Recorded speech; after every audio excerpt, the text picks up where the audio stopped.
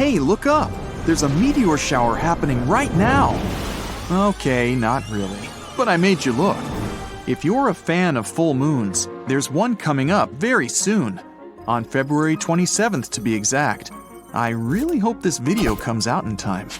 The moon will be lit up right in front of our eyes because it will be located on the opposite side of the Earth, where the sun is. It will help illuminate the moon, providing us with a night to remember. Take a good look at it. Doesn't it sort of resemble a huge snowball just hanging from the sky? Some native tribes in the northern hemisphere of our planet might have thought the same. That's why they used to call it the snow moon. You know, when it was big and full, like this. Okay, go ahead and grab a telescope now, because on the 9th and 10th of March, there are 3 planets that will line up for your aesthetical pleasure. Starting from top to bottom, you'll see Jupiter, then Saturn, and last but surely not least, Mercury. Now, depending on how good your telescope is, and if you've even got one, chances are you'll see some details of these 3 planets. You adjust your telescope a bit, and there it is, another planet. Almost like they're not thousands and thousands of miles away from each other. But that's not all. They'll be visible to the unaided eye too. This means you won't even need a telescope. Well, you'll probably see them like this, 3 bright white balls in the sky. Still astonishing though. You'll need to be looking at the southeast around half an hour before the sun rises, and voila, there they are. In the mood for a relaxing shower? How about a meteor shower instead? This time, you can keep your telescope safely stored, and you don't need to worry if you miss 1 or 2 of these showers, as there are quite a few happening this year. They're pretty evenly spread out too, and I don't mean the meteors. Those come close together. Grab your calendar and put a reminder on these months. You can choose from April, August, October, November, and December. Some months even have 2 showers instead of only 1, like October and November. Choose the month and day that works for you. Just check your calendar again. If you don't mind it being a bit chilly, just wrap yourself up in a blanket and hop in the back of your pickup truck. Then, all you have to do is stare up and enjoy the sky all night long, waiting for the shower to happen. Or, if you like to work by the clock, set up an alarm to wake you up in the middle of the night. That works too. Mercury's coming right at you! Watch out! Nah, don't fret. It's still right up there, just a bit closer than usual. That's because on the 17th of May, it'll be at its greatest eastern elongation. What this means is it will be easier to observe. Right after sunset, point your eyes to the skies in the west and try to look for the planet. This happens again during the 4th of July, but this time you'll have to look to the east. You might need a compass. Start your celebrations early in the morning, just before the sun rises, with a gorgeous view of Mercury, and of course a cup of coffee in your hand. If you still don't catch it then, try September 14th or October 25th. How about when the moon loses its natural white color? This happens just a few days after Mercury's first performance, on May 26th. It's called a total lunar eclipse. The moon will get gradually darker, as if someone was dropping dark red paint on it, until it finally reaches this sort of rusty red color that you can see on the screen. Not all of us will be able to see this unless you're on a cruise in the Pacific Ocean or in the calm fields of Eastern Asia. If you live next to the Tokyo Tower, you're in luck. It'll be visible throughout the whole of Japan. And if you happen to live in the western part of North America, you'll also be able to see the moon shapeshift. Well, not quite shapeshift. It's not going to turn into a wolf or anything. That only happens if you're a werewolf, which I definitely am not. So it's more like a color shift. Still, on the moon, picture a massive black hole.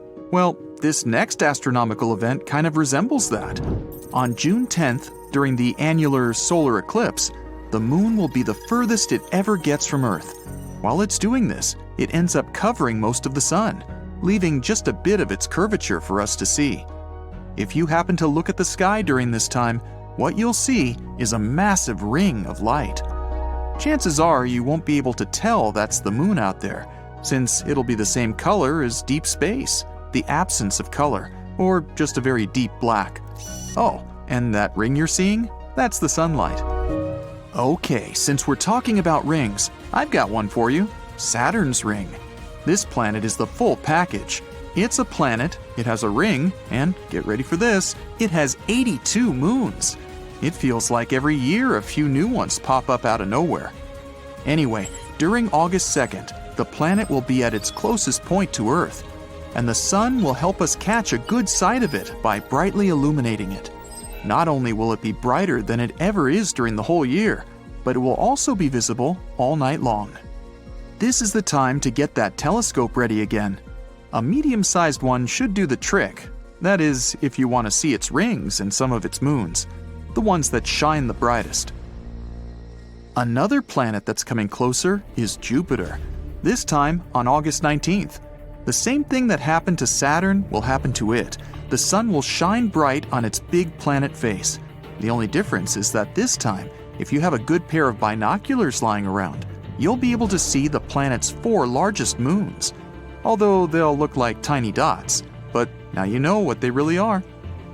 Okay, so you've been thinking about those meteor showers I mentioned earlier. Well, this one is the best there is. It's called the Perseid's meteor shower, and it almost looks like the sky is a pitching machine, except it's pitching meteors. During this particular shower, you might even be able to observe up to 60 meteors per hour. They're very bright too. Look at them go! Zoom! There goes another one. The best days to get cozy, sit on the grass, and just lie there looking at the sky is during August 12th and 13th. Usually, when these 2 days come around, the sky's dark and clear, perfect for a meteor shower. Picture a slightly red moon. That's called the partial lunar eclipse, and it happens during the 19th of November. This same red moon will get darker and darker as it moves through Earth's shadow. It won't be visible to everyone though. Here's a globe. Let's mark the places where you can see this partial lunar eclipse. First, we got Eastern Eurasia, then Japan. The Pacific Ocean's included in this list too, but unless you got a boat, you're likely not going to be there. Then we've got North America, Mexico, Central America, and lastly, some parts of Western South Africa. Grab a hold of your eclipse glasses and get ready for this last one. It's the last solar eclipse of the year. This one in particular is the best one to catch, as the moon will block the sun for almost 2 minutes. You'll be able to see the almost ghost-like sun's corona, also known as its outer atmosphere. The sad part is, you'll have to be in Antarctica or the South Atlantic. Just be careful out there. I heard it gets a little chilly. Whoa! A wall of fire spreads around the epicenter of the impact. It burns everything in its path. The waves raised by the explosion cover large cities, and earthquakes are so strong that giant skyscrapers fall like a house of cards. So, these are the possible consequences of the collision with the first interstellar object in history to visit our solar system. We discovered it in 2017, but we're still not sure what it is. An asteroid, a comet, or a spaceship of some outer space civilization. So far, scientists have named it Oumuamua. Sounds like a Hawaiian cow. Well, whatever it is, its speed is much faster than other asteroids, about 54 miles per second.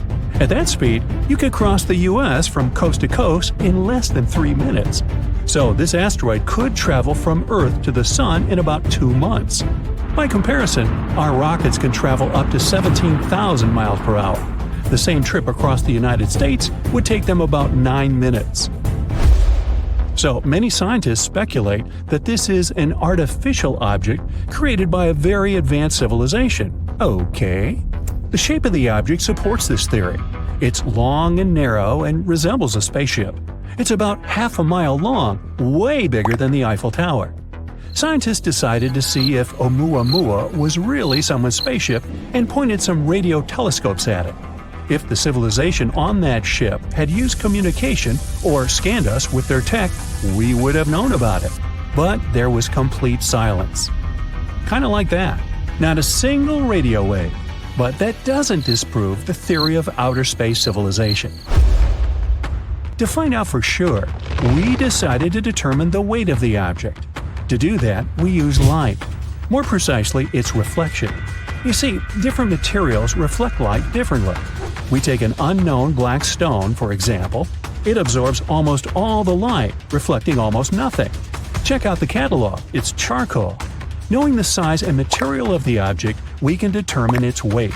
So, we need to see how much light this object reflects. And when scientists pointed their telescopes at Oumuamua, they learned that it reflects colors that match with iron and also with some solid rocks. And Oumuamua was flashing all the time, a bright flash. Then it would slowly fade, and then it would start to shine again.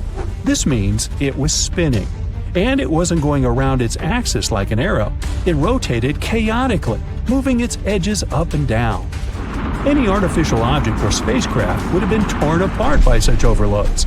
But Oumuamua is still intact. That means it's made of super hard materials that keep it from falling apart. And it's not hollow like a spaceship. It's one solid body.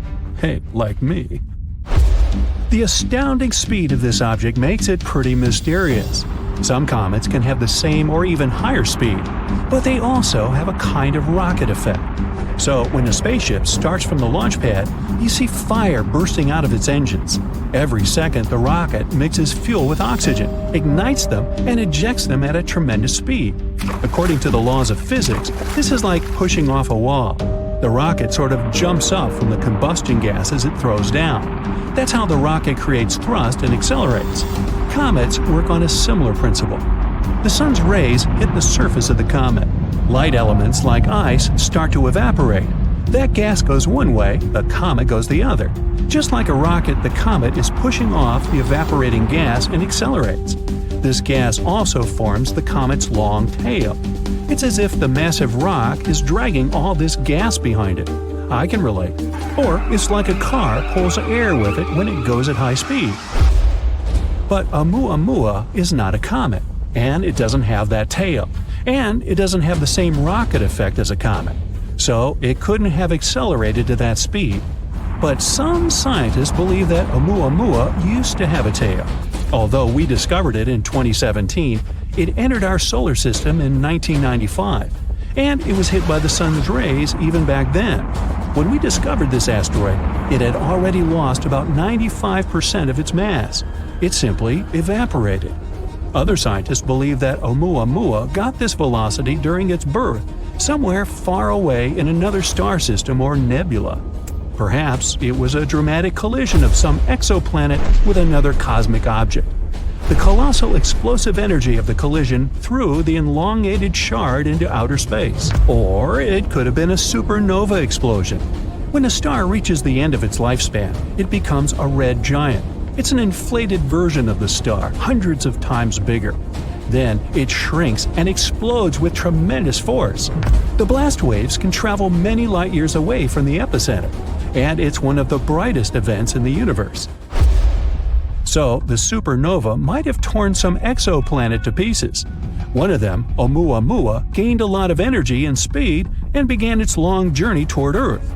This might explain why Oumuamua keeps spinning so wildly. But recently, scientists published a theory that Oumuamua may be a giant block of ice. The kind of ice we're used to is water, H2O, but Oumuamua could be nitrogen ice, N2. It may have remained intact in interstellar space for 500 million years. And when it arrived in our solar system, nitrogen ice could have reflected 2/3 of the sun's rays, so it didn't heat up as much. That explains why Oumuamua doesn't have a tail.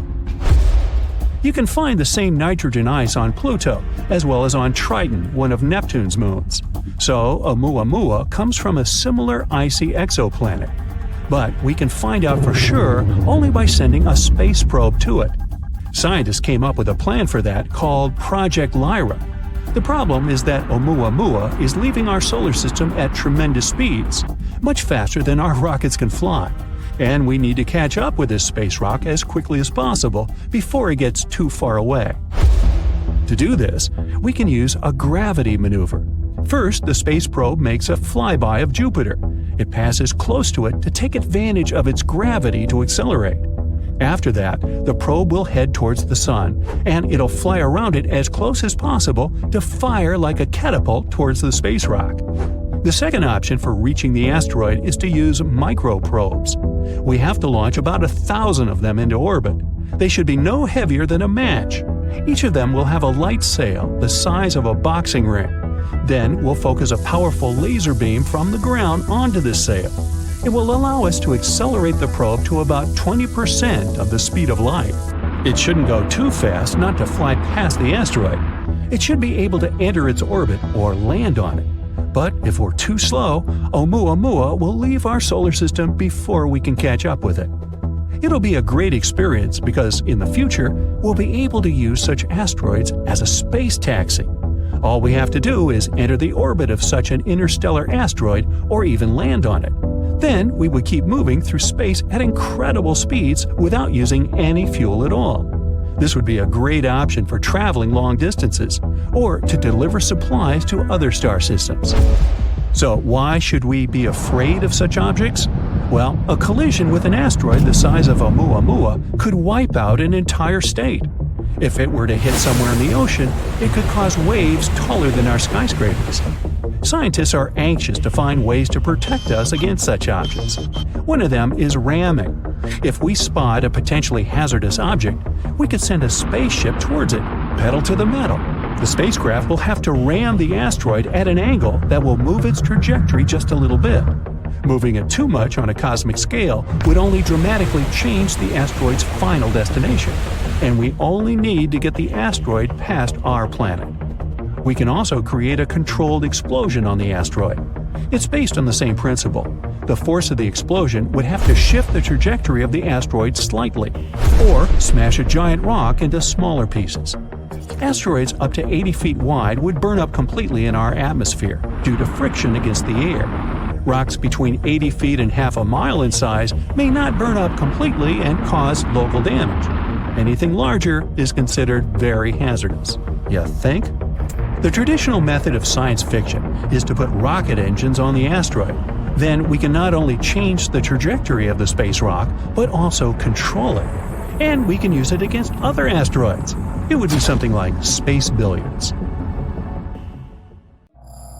When astronomers started a project that was organized to create a detailed 3D map of our galaxy, they didn't expect to find anything surprising. But that's exactly what happened. Earlier in that year, Harvard scientist Dr. Anna Bonacca noticed a weird disturbance in our galaxy's stellar streams. A stellar stream is a line of stars that are moving together through galaxies. The stellar stream we're talking about is called GD1, and it's stretched in an impressive line across our sky. This stream used to be a cohesive line, stretched by the gravity of our galaxy. One day, Dr. Bonacca noticed a gap in it, and this gap had a strange, ragged edge. In fact, it looked like something terrifyingly huge recently plunged through the stellar stream. The sheer force of this object's gravity was so great that it managed to drag stars in its wake. The most shocking thing was that the telescopes simply failed to find the source of the damage. But then, what could this unseen bullet be? One theory suggests that the intruder is a stray star. But, according to Dr. Bonacca, the hole is way bigger than any existing star. It'd have to be 1,000,000 times more massive than our sun. Okay, so what if the hole in the Milky Way was torn by a supermassive black hole, like the one that dwells in the center of our galaxy? If these two black holes got too close, they wouldn't be able to escape each other's gravity. A collision might be inevitable. Then the stronger of the two holes would consume the weaker one, and one huge, super mighty black hole would appear. But people have yet to witness a collision of black holes. Plus, scientists can't predict the consequences of such a merge, even though they've simulated it on powerful computers. The only obvious fact is that it would produce incredible amounts of energy. Huge ripples would travel through the entire universe, bound to hit our planet eventually. Then again, two black holes in one galaxy might refuse to merge. Imagine this. A supermassive black hole hundreds of millions of times the mass of the Sun is spinning in the center of the Milky Way at a phenomenal speed. Another spinning black hole approaches ours. What do you think will happen? Right, one of the holes, most likely the intruder, will get kicked out and sent hurtling away like a frisbee flying through space. And who can guarantee that it wouldn't head toward the Earth? Luckily for us, there aren't any supermassive black holes in the vicinity, so this theory fails to explain the mysterious bullet hole phenomenon. Dr. Bonacca still doesn't rule out the possibility that the intruder is some kind of luminous, star-like object. After tearing a hole in the Milky Way, it could be hiding somewhere in the galaxy. But again, it seems highly unlikely because of the object's huge size. I mean, we're talking 30 to 65 light years across. In any case, it's hard to predict where it would have ended up if it were a luminous object. The intruder could have been moving at an incredibly high speed and wouldn't have to be very massive to tear a hole in the stellar stream. Or it could have been moving more slowly, but be very heavy. But the astronomers don't know which option it was. That's why it's next to impossible to predict where it ended up. Not unlike a giant cosmic blinker, a supermassive black hole 570 million light-years away flares every 114 days. Recently, astronomers have noticed powerful eruptions of light coming from the hole. The monstrosity is about 20 times the mass of the one at the center of our home Milky Way galaxy. So far, the only explanation scientists have is the black hole is ripping chunks of matter out of an orbiting star. It happens every time it gets too close. This discovery is rather exotic because no one has ever seen a black hole do something like that before. Usually, if a star comes close to a black hole, the space monster shreds it into thin strands, like spaghetti. After that, the black hole swallows most of the star's matter. The remains arc away in long, bright streamers. But not in this case. Every time the star approaches the black hole, it loses about 3 times the mass of Jupiter, and that's the largest planet in our solar system. This also results in a tremendous flare that astronomers can see on Earth. The flares are so regular and consistent that the researchers managed to predict several of them. They happened on September 6th and December 26th, 2020. A nebula is a cloud of dust and gas in outer space. You can see it in the night sky, either as a bright patch or, vice versa, a dark spot against some glowing matter. The Red Rectangle Nebula in the constellation Monoceros, or the Unicorn, is unlike others. Our universe has very few straight lines, and here you are, looking at a giant rectangle, which is a huge gaseous nebula, no less. And then, there's also the color, a bizarre shade of orange-red. Astronomers suppose the glow might be coming from some unusual activity inside the dust clusters. This activity is likely to be going on at the molecular level. The universe is around 13.8 billion years old, but HD 140283, a star informally called Methuselah, is apparently more than 14 billion years old. Even more paradoxical, the star has some chemical elements that are more typical for a second-generation star. Those are the ones formed from dust and gas left after the explosion of the first generation of stars. And still, the main problem is, how can a star be older than the universe itself? So far, the most likely explanation is an error in observations. It could make astronomers believe the star is older than it is. The star called Vega is relatively close to us, a mere 25 light-years away from the Sun. It's not the most usual star out there. It's brighter than it's supposed to be, and it's not round, but rather egg-shaped. Astronomers claim that's because the star rotates so fast, its shape changes. See for yourself. It takes the Sun 27 days to make a rotation, and Vega needs only 12.5 hours to turn on its axis. This speed also influences the temperatures on the star's surface. Its poles are several thousand degrees hotter than the equator. There's a supermassive black hole 250 million light-years away from Earth. It produces the deepest sound ever detected from any object in the universe. It's 1 quadrillion, which is 1 with 15 zeros, times deeper than what the human ear can hear. The Fermi bubbles confuse astronomers to no end. It's not every day that our home galaxy blows bubbles that are hotter than 7 million degrees Fahrenheit. Coming from the center of the Milky Way galaxy, the spheres are made up of nothing but powerful gamma rays. It would be a bit less strange should one bubble stay inside the other, with both of them at the center of the galaxy's core. But the two giant spheres hover independently above and below the black hole at the center of the Milky Way.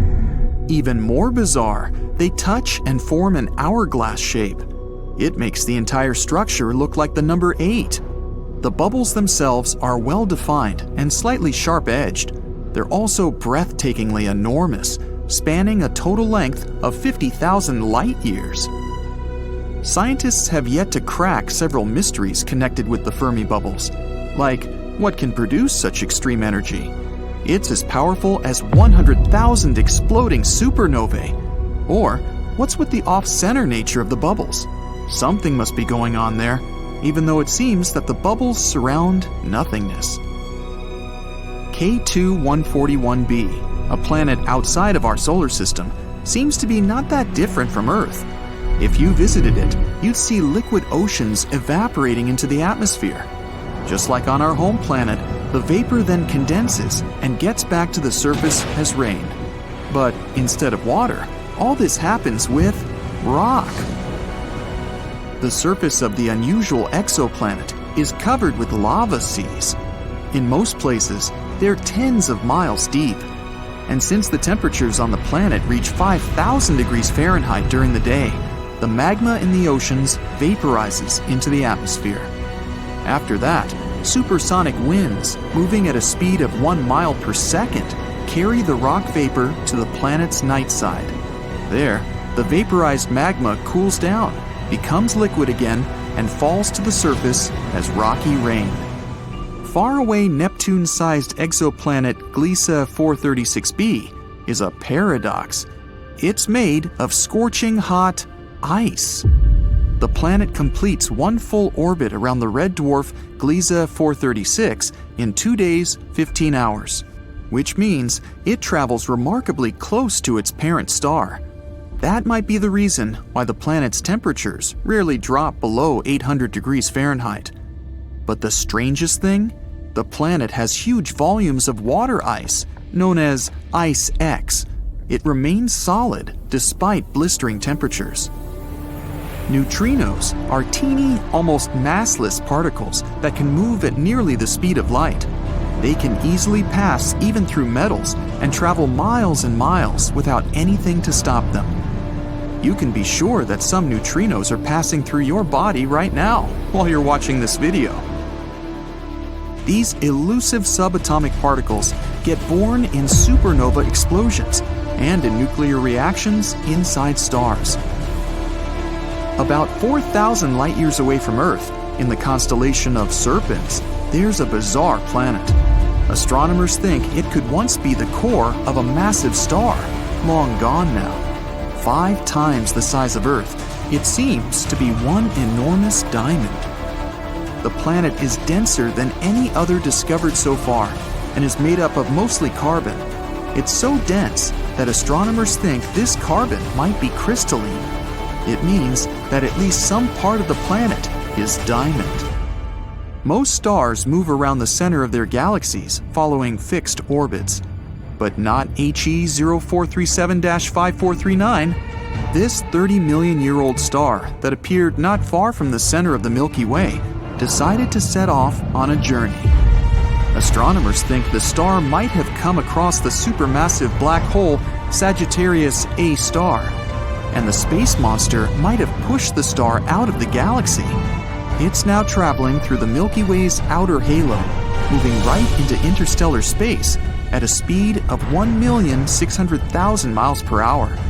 Stellar halos surround galaxies and are home to stars and star clusters. This discovery turned out to be extremely confusing.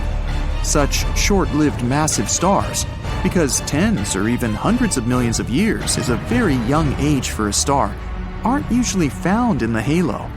There, you can only encounter the oldest stars in our galaxy, those that are at least 10 billion years old. When disastrous magnetic field collisions occur at the sun's equator, they cause ginormous tsunamis of plasma. These tsunamis move across the star's surface at a speed of 1,000 feet per second. Such a tsunami can last for weeks at a time. They happen almost every decade. More than 7,000 light-years away from Earth, there is the Eagle Nebula. It's a young cluster of stars, just 5.5 million years old. The Hubble Space Telescope managed to take an image of several dark silhouettes near the nebula's center. Those are the so-called pillars of creation, towering tendrils of interstellar gas and dust. They're also a part of the nebula's active star-forming region. Newborn stars are hidden in these wispy columns. Unlike their supermassive siblings, hypothetical mini black holes could be really tiny, not bigger than an atom. But even so, just one minuscule thing would have the mass of 1,000 sedans. One theory claims tons of micro black holes could have appeared right after the Big Bang and the beginning of the universe. Some scientists even go as far as to say that several mini black holes pass through our planet every day, totally unnoticed. Scientists think white holes might exist, even though none has been found yet. When some space object comes across a white hole, it can't enter it from the outside, but light and matter can escape from within the hole. Weird, unusual sounds out of nowhere are spreading all over our galaxy, constantly repeating, and it's something we've never heard before. Scientists discovered it in 2020, and it was nothing like any of the other energy signatures they ever studied. Powerful and bright radio signals occurring from time to time, mysteriously disappearing within a day. It doesn't fit the profile of any space body we know. The signal is a bit irritating, and it disappears without a schedule. When scientists tried to match the signal with some other telescopes, it was gone. Low-mass stars sometimes flare up with radio energy, but not here, since they mostly have X-ray counterparts.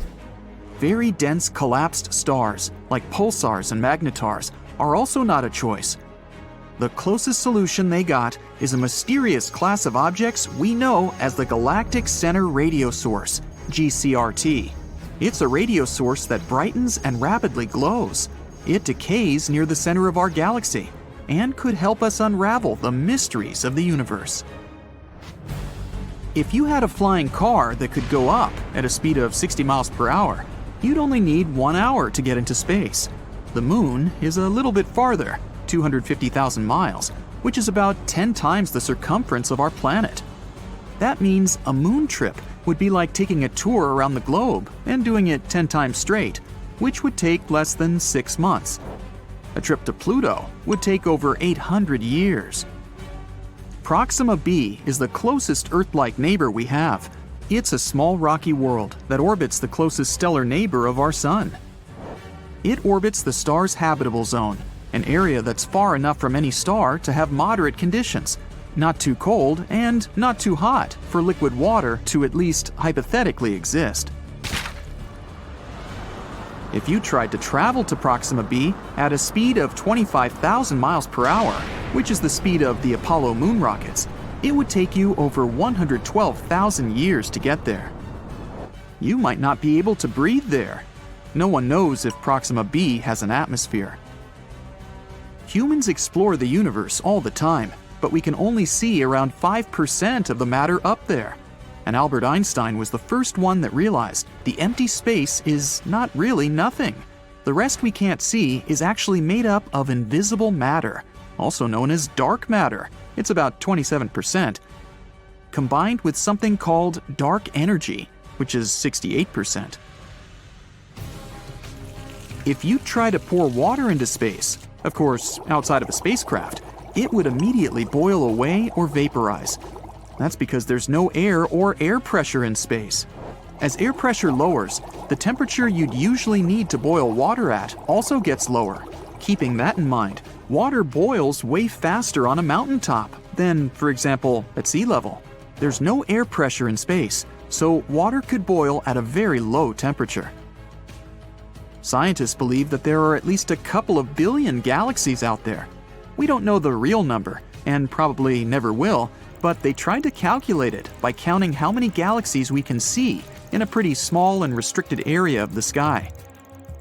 It may seem as if the universe was filled with stars and a couple of planets here and there, but our home galaxy has at least 100 billion planets. If you fill a balloon with helium and release it, you'll notice it floats very high. It'll go up into the atmosphere, but it won't go into outer space. The higher you go, the thinner the air in our atmosphere gets. Your balloon will rise up until the point where the atmosphere surrounding it has the same weight as the helium inside it. That will happen at approximately a height of 20 miles above the surface, so this is as far as a helium balloon can rise. We don't really know how big the universe is. We can't see its edges, nor do we know if it even has an edge. We use technology to see out to a distance of around 14 billion light-years from our planet. This means we can see around 28 billion light-years in diameter across, starting with the outermost layer of our atmosphere that ends at around 600 miles above our planet's surface. Although the size of the universe is constantly changing and gets bigger through time. Mercury is closest to the Sun, so most people think it's the hottest planet too. Still, Venus is the hottest planet. It's the second planet away from our central star, around 30 million miles farther from the Sun compared to Mercury. Mercury doesn't have an atmosphere, which is like some sort of a warming blanket that helps maintain the heat coming from the Sun. Venus has an unexpectedly thick atmosphere, around 100 times thicker than the one we have. Its atmosphere doesn't let the heat out, it just keeps it and constantly makes Venus hotter and hotter. Also, it mostly consists of carbon dioxide that freely lets solar energy in. But it's less transparent to lose long wavelength radiations that the warm, heated surface emits. The average temperature there is around 875 degrees Fahrenheit, which is hot enough to melt tin. The maximum temperature on its neighbor, Mercury, is 800 degrees Fahrenheit. In maybe 2 or more billion years, it will be way too hot for life to exist on our precious planet. As the hundreds of millions of years go by, our sun will keep getting hotter and brighter. Eventually, temperatures will be so high, our beautiful oceans will be wiped away. Since they produce 70% of the oxygen we need to survive, there will be no life without them. All of this means that our planet will simply become a vast desert, something like Mars is today. Pluto, a very distant used-to-be planet, now dwarf planet, is actually smaller in diameter than the entire US. The biggest distance there, from Maine to Northern California, is approximately 2,900 miles, while Pluto is only 1,473 miles across. Pluto is very far, but the edge of our solar system is 1,000 times farther away than this dwarf planet. But astronomers found many space objects orbiting our sun way farther than Pluto, such as Kuiper Belt objects and trans-Neptunian objects. There's also an Oort comet cloud that goes half a light year from Pluto, also 1,000 times farther. A neutron star is really heavy. Just a teaspoon filled with it would weigh 6 billion tons. Neutron stars are something that remain from huge stars that have run out of fuel. The fading star explodes, and its core falls apart, but due to gravity, it forms an extremely dense neutron star. These stars typically have a mass of up to 3 suns, but the radius there is around 6 miles, because this is one of the densest things in our universe, at least that we know about. The universe has a color, and it averages to be some kind of beige, or as they call it, cosmic latte. It also has its own smell that reminds you of seared steak or hot metal. At least, that's something astronauts floating in space have said. If you want to build a spacesuit, get ready to work really hard. It takes 5,000 hours to make it and will cost you $1 million. A really good one will have 11 layers of material and weighs about 110 pounds, and it needs to be comfortable. You'll need more space in there because you grow up to 2 inches when in space. When you're floating around in space, Earth's gravity doesn't have any impact on you. That's why the vertebrae in your spine might expand and relax a little bit, which means you'll be maybe 3% taller. For 6 feet, it's about 2 extra inches. Oh, don't worry, it's not permanent. As soon as you go down to Earth, you'll shrink back down to your normal size within a couple of months. Space isn't the best option if you want to have a conversation with your friend, because up there, sound doesn't travel at all. Molecules there are so far apart that sound vibrations can't reach them, which automatically means they can't vibrate, so we can't hear them. Movies are not accurate with this. No one could hear you screaming in space, too. We kind of live inside our sun. The sun is not just that big hot ball of light located 93 million miles away from us. Its outer atmosphere is way bigger. It extends far beyond the surface we can see. Our planet's orbit goes through its tenuous atmosphere. The evidence is when gusts of the solar wind generate the southern and northern lights. That means, in some way, we live inside the sun. Not just us, other planets too, including distant Neptune. The heliosphere, which is what we call the outer solar atmosphere, extends to about 10 billion miles. A group of underwater explorers stumbled upon a mysterious discovery in June 2011. It was a strange something resting deep under the freezing waters of the Gulf of Bothnia in the Baltic Sea region. The Baltic Sea anomaly, a weirdly shaped feature 210 feet long and 26 feet tall, was discovered 300 feet below the surface using sonar by OceanX. The team claimed that their electrical equipment stopped working when they got to within 650 feet of the mysterious object. Anything electric that was taken down just stopped working altogether over the site. Moving away from it let the electronics turn back on.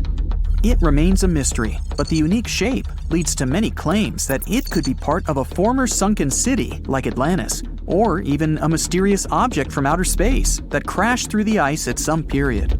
The scientists studied samples collected from around the site and determined that it could be a simple glacial deposit carved out from moving glaciers during one of the ice ages. The anomaly is just a piece that was left over, undisturbed for thousands of years. It hasn't been explored enough yet for a true answer. Off the southern tip of Japan lies the Yonaguni Formation. A local diver first noticed these formations in 1986 while searching for new dive sites for tourists. When he saw the large steps that resembled a pyramid, he decided he must have discovered an underwater city. Archaeologists believe that the structures belong to a long-forgotten fabled civilization, just like Atlantis, that had vanished beneath the waves thousands of years ago. Structures inside the pyramid that resemble stonework, like castles and a stadium, are connected by roads and what seems to be large walls all the way around. The marks in the stone show quarry work with faded faces and rocks sculptured into animals. But other experts say that the symmetry of the rocks is not as perfect as reported, and that it appears to be solid rock rather than carved blocks. For them, it's just a coincidence.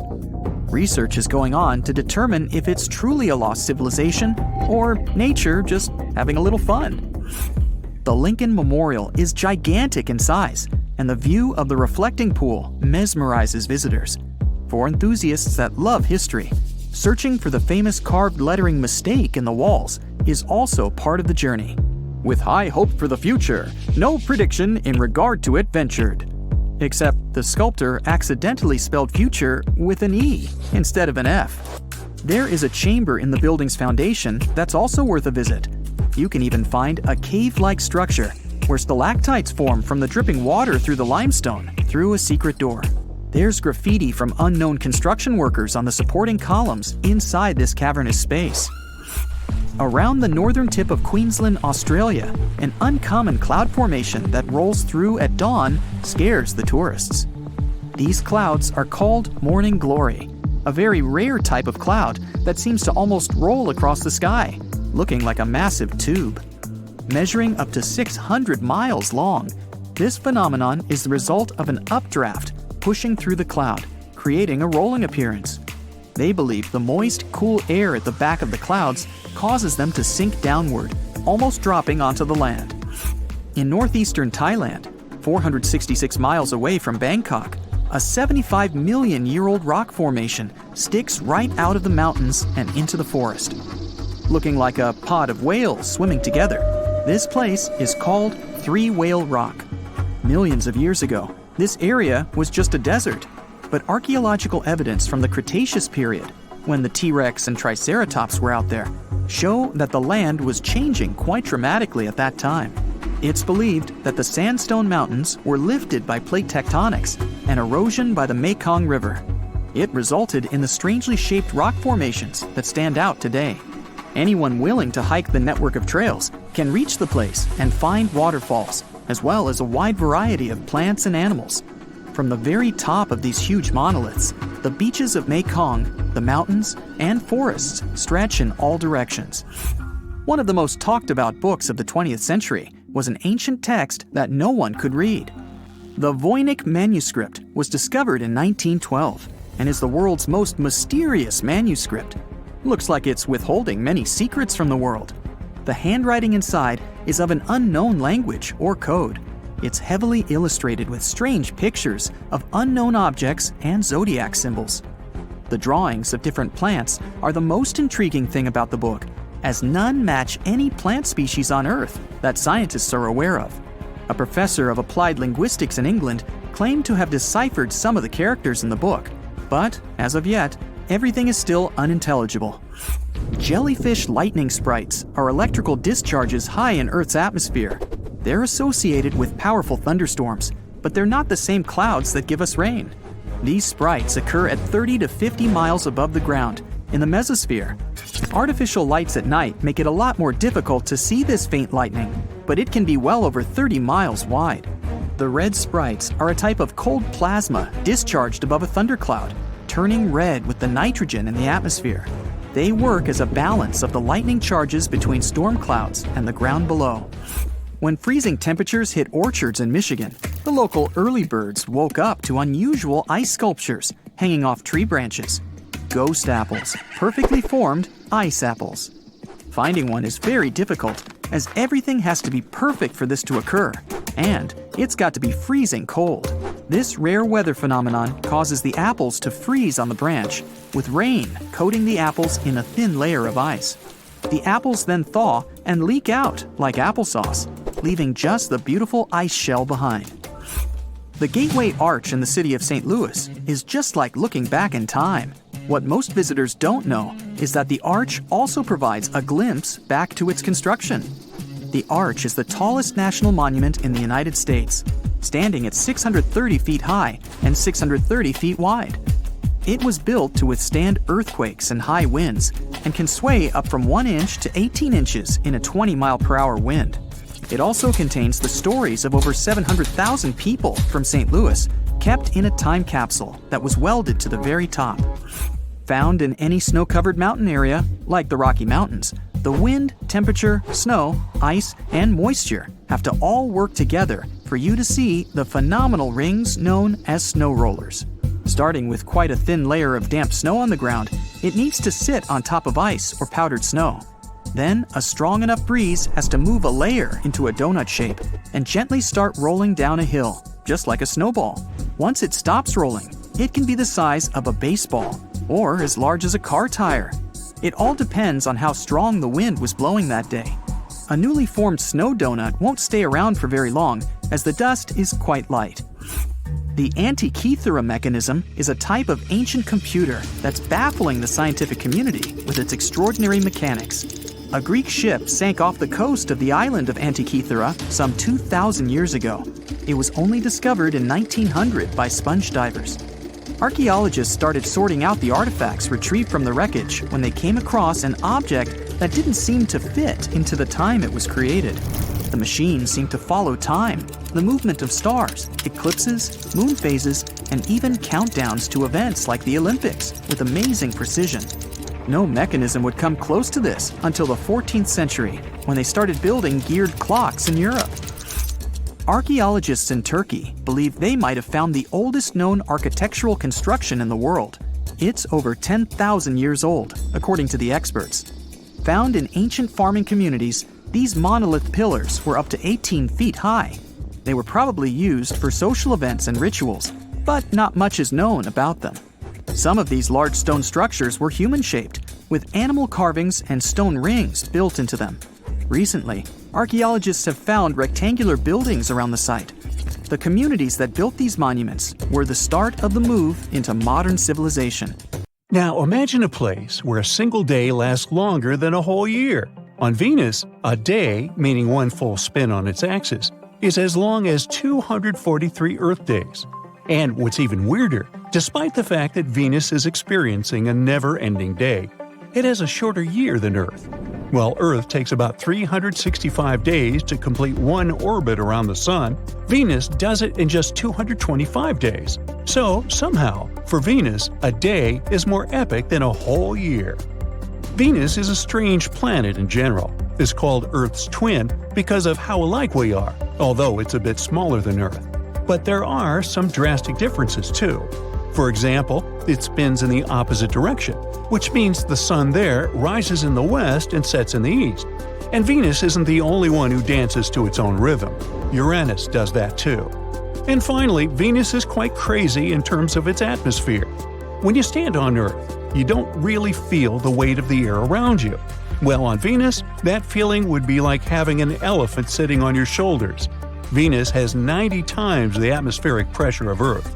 The atmosphere there is a thick layer of toxic gases. For example, carbon dioxide that's released by all the volcanoes. It presses down with incredible force. This results in very hot temperatures. No wonder it'll take a long time before we'll be able to stand on this planet. Meanwhile, Mercury, the closest planet to the Sun, has an even more speedy orbit than Venus. It completes a full journey around the Sun in just about 88 Earth days. However, it has a slow spin on its axis, which means that one day on Mercury takes about 176 Earth days, basically half a year. Just like with Venus, a day there takes much longer than a year. Since it's closest to the Sun, no wonder Mercury experiences some super extreme temperature swings. Daytime temperatures can soar up to a scorching 800 degrees Fahrenheit, hot enough to melt lead. But wait for the sunset. At night, it drops to freezing minus 290 degrees Fahrenheit. Ooh! That's because Mercury doesn't have a thick atmosphere like we do, so the heat doesn't distribute across the planet evenly. If one side is in the dark, it'll be super cold, and the other side will be scorching hot, just like if you let a regular big rock lie down under the sun for a while. In fact, it's so cold that there might even be some ice on it. Look at the planet's North Polar region, especially those sunlit yellow spots inside craters. These are indications of water ice. Turns out water is much more common in space than we thought. Mars is often dubbed the Red Planet. It earns this nickname from the abundance of iron oxide, or rust, covering its surface. The iron-rich minerals create a rusty red hue that paints the Martian landscape. But it turns out Mars isn't just red. If you were standing on Mars, you'd witness desert-like butterscotch terrain with caramel and golden glows, some brown, and even a glimpse of a slight greenish hue. Mars also has the biggest mountain in the entire solar system, Olympus Mons, standing at a staggering height of about 13.6 miles tall. It's even taller than Mount Everest. It was formed by the volcanic eruption yielding low-viscosity lava, creating a shield-like structure. Since Mars is covered in sand, it's also famous for its crazy dust storms. But it turns out they're even more insane than we thought. These storms can last for months. While they might present challenges for future human missions, they also contribute to the planet's mesmerizing appearance when observed from afar. And not only storms, but even its own Mars quakes. Also known as seismic tremors, they were first detected by NASA in 2019. Unlike earthquakes that are often triggered by tectonic plate movements, Martian quakes are thought to result from the cooling and contracting of the planet's interior. It's interesting how similar, yet how different the planets are. Saturn's iconic rings might hold a secret link to Earth's ancient past. The rings are composed mainly of ice particles and debris and are estimated to be relatively young in space terms, perhaps just a few 100 million years old. Now, there are some theories that propose that they were born after some catastrophic event. For example, the collision of two large moons or the breakup of a comet. What's interesting is that this timeline coincides with the age of the dinosaurs' demise on Earth. Could there be a connection? Who knows? By the way, while Saturn takes the crown for its rings, it's not the only planet in our solar system sporting them. Jupiter, Uranus, and Neptune all have their own set of rings, although they might not be as visible and cool as Saturn's.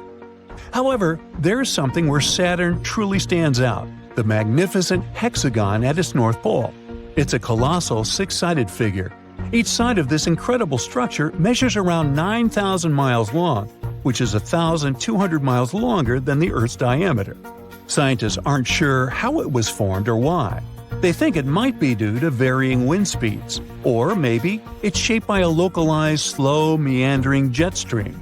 So far, it remains another of Saturn's mysteries. Much like Saturn's hexagon, Jupiter also has its own weird spot. It's called the Great Red Spot. This is a storm that's been raging for at least 350 years and is larger than Earth itself. Despite its name, the spot's coloration has varied over the years, ranging from brick red to pale salmon. Scientists continue to study this enduring storm, unlocking the mysteries of its persistence and ever-changing hues. Meteorologically, the Great Red Spot is a powerhouse. It generates enormous pressure in Jupiter's southern hemisphere. Meanwhile, Jupiter itself is a powerhouse when it comes to magnetic fields. Its magnetic influence is colossal. It extends far beyond the planet itself and creates one of the largest and strongest magnetic fields in our solar system. Because of that, Jupiter is a source of intense radiation and mesmerizing auroras. While Earth's northern lights are breathtaking, Jupiter has something to offer too. The magnetic field interacts with charged particles from Jupiter's moons and the solar wind. This creates visually striking auroras near its poles. But compared to Earth, the scale of these auroras is incredible, like nothing we've seen on our planet. But even having a cool big spot isn't a unique feature in our solar system. A stormy giant Neptune, the eighth and farthest planet from the Sun, also has its great dark spot. Just like Jupiter, it's a massive vortex in Neptune's atmosphere. But unlike its Jupiter counterpart, this spot tends to come and go because of Neptune's dynamic and ever-changing weather patterns. Neptune, together with Uranus, is known as an ice giant. And just like other giants, it boasts some of the most ferocious winds in our solar system. Its supersonic winds can get faster than 2,200 miles per hour. What a drama queen! But this explains its thick cloud formations. By the way, if you ever dreamed of a planet raining diamonds, you might want to visit this planet. Deep within Neptune's atmosphere, where pressures are extreme, scientists theorize that carbon atoms are compressed and form diamonds. And then, these diamonds might be raining down. What a unique touch to stormy weather. Neptune's moons got from their parent with the weird weather. For example, its largest moon, Triton, has a touch of cryovolcanism. Instead of spewing molten rock like Earth's volcanoes, Triton's cryovolcanoes erupt with a mix of water, ammonia, and nitrogen. Picture it as icy geysers shooting material into space. Seems like in our solar system alone, each planet has its own quirks and interesting qualities. Let's hope that we discover some more interesting things in outer space in the future. We still can't find the source of the mysterious signal we've been receiving since 2018. We receive it every 22 minutes and nothing can explain this. Some scientists even believe it could be coming from another civilization we haven't met yet.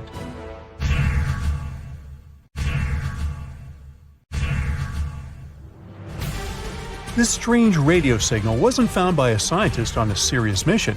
It was actually discovered by a college student just doing a regular project for school. Tyrone O'Doherty, an undergrad student at Curtin University in Australia, was sifting through old data of the southern sky. He was looking for any weird blinking radio signals. He finally stumbled upon one from 2018 that seemed to shoot radio waves towards Earth like a lighthouse beam. Excited about his find, Tyrone shared it with his mentor, radio astronomer Natasha Hurley-Walker. She dove into researching this signal, hoping for a breakthrough. But despite checking different frequency data, they hit a dead end. But then, Natasha spotted a pattern. The signal repeated every 18 minutes. This was huge.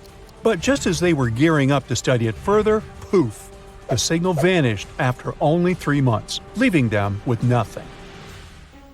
Not giving up, Natasha and her team scanned the skies again, desperate for a clue. Months passed, but nothing turned up. They were ready to give up, and then suddenly, a new signal popped up.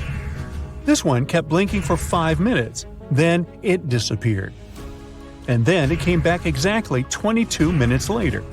The main question was if that signal was related to an 18-minute one. To figure it out, Natasha went back to the old radio data from that area. As they dug deeper, they realized that yes, and these signals aren't anything new. They've been beaming towards Earth for 35 years. Back in 1988, Indian and American telescopes had caught them, but they got buried under tons of other data. This was great news for space explorers because it meant they could now calculate how far away this mysterious object was. After doing the math, they figured out it was incredibly far, even on a space scale, 15,000 light-years from Earth. Now, the only thing left to uncover was what exactly this object was. Walker and his team started comparing it to all the known radio-emitting objects out there. Yet its source remains a mystery. The signals still pop up every 22 minutes on NASA screens, always ending with a frustrating match not found message.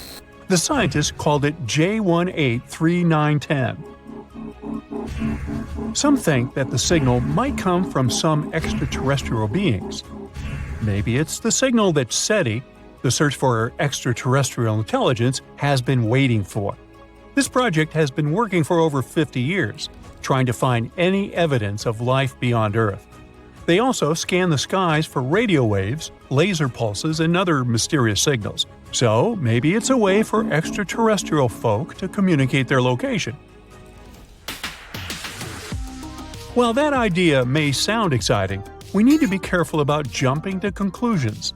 First, we don't have solid proof for that. Before any concrete evidence, it's just speculation. And also, there are other more plausible explanations. Most likely it comes from a natural phenomenon, and there are a couple of theories for that. The first one is the pulsar theory. Imagine a huge star in space, much bigger than our Sun. Sometimes these big stars finish their life journeys in a spectacular event called a supernova. When this happens, the star's core collapses, becoming super compact, as if you're squeezing all the stuff from that star into a tiny space. That tiny, superdense core is called a neutron star. Some of these neutron stars are extra special. We call them pulsars. They get their name because they seem to pulse with energy, like a space lighthouse. These pulsars have incredibly strong magnetic fields, much stronger than what you'd find on Earth. They're like enormous magnets in space. Because of this, they shoot out beams of energy. They're also spinning super fast, so these beams of energy seem to pulse on and off as they spin around. Now, the strange signal we detected seems to have similarities with pulsars, but not quite. Pulsars usually have a predictable lifespan and slow down over time, eventually stopping their radio signals. In contrast, our mysterious signal is quite persistent and is blinking beyond what's expected for pulsars. So, maybe it's not a typical pulsar, or not a pulsar at all. There's also a magnetar theory. Now, a magnetar is another type of neutron star. They're like supercharged versions of pulsars, with even stronger magnetic fields and slightly longer pulsating periods. Maybe this is what causes our signal's intense persistence. However, when we plotted the data, we also realized the signal didn't match the magnetar's vibes either. Magnetars not only send out radio waves, but also powerful X-rays because they're so energetic. But the signal we received was only sending out radio waves. So we figured it's not a pulsar and not a magnetar. The signal's behavior is very strange and suggests an unnatural source. This means there might be something in the universe that scientists haven't fully explored yet. And there is a space object that we don't know much about. The final theory is the so-called dwarf pulsar. Sounds a little dopey to me. Couldn't help myself.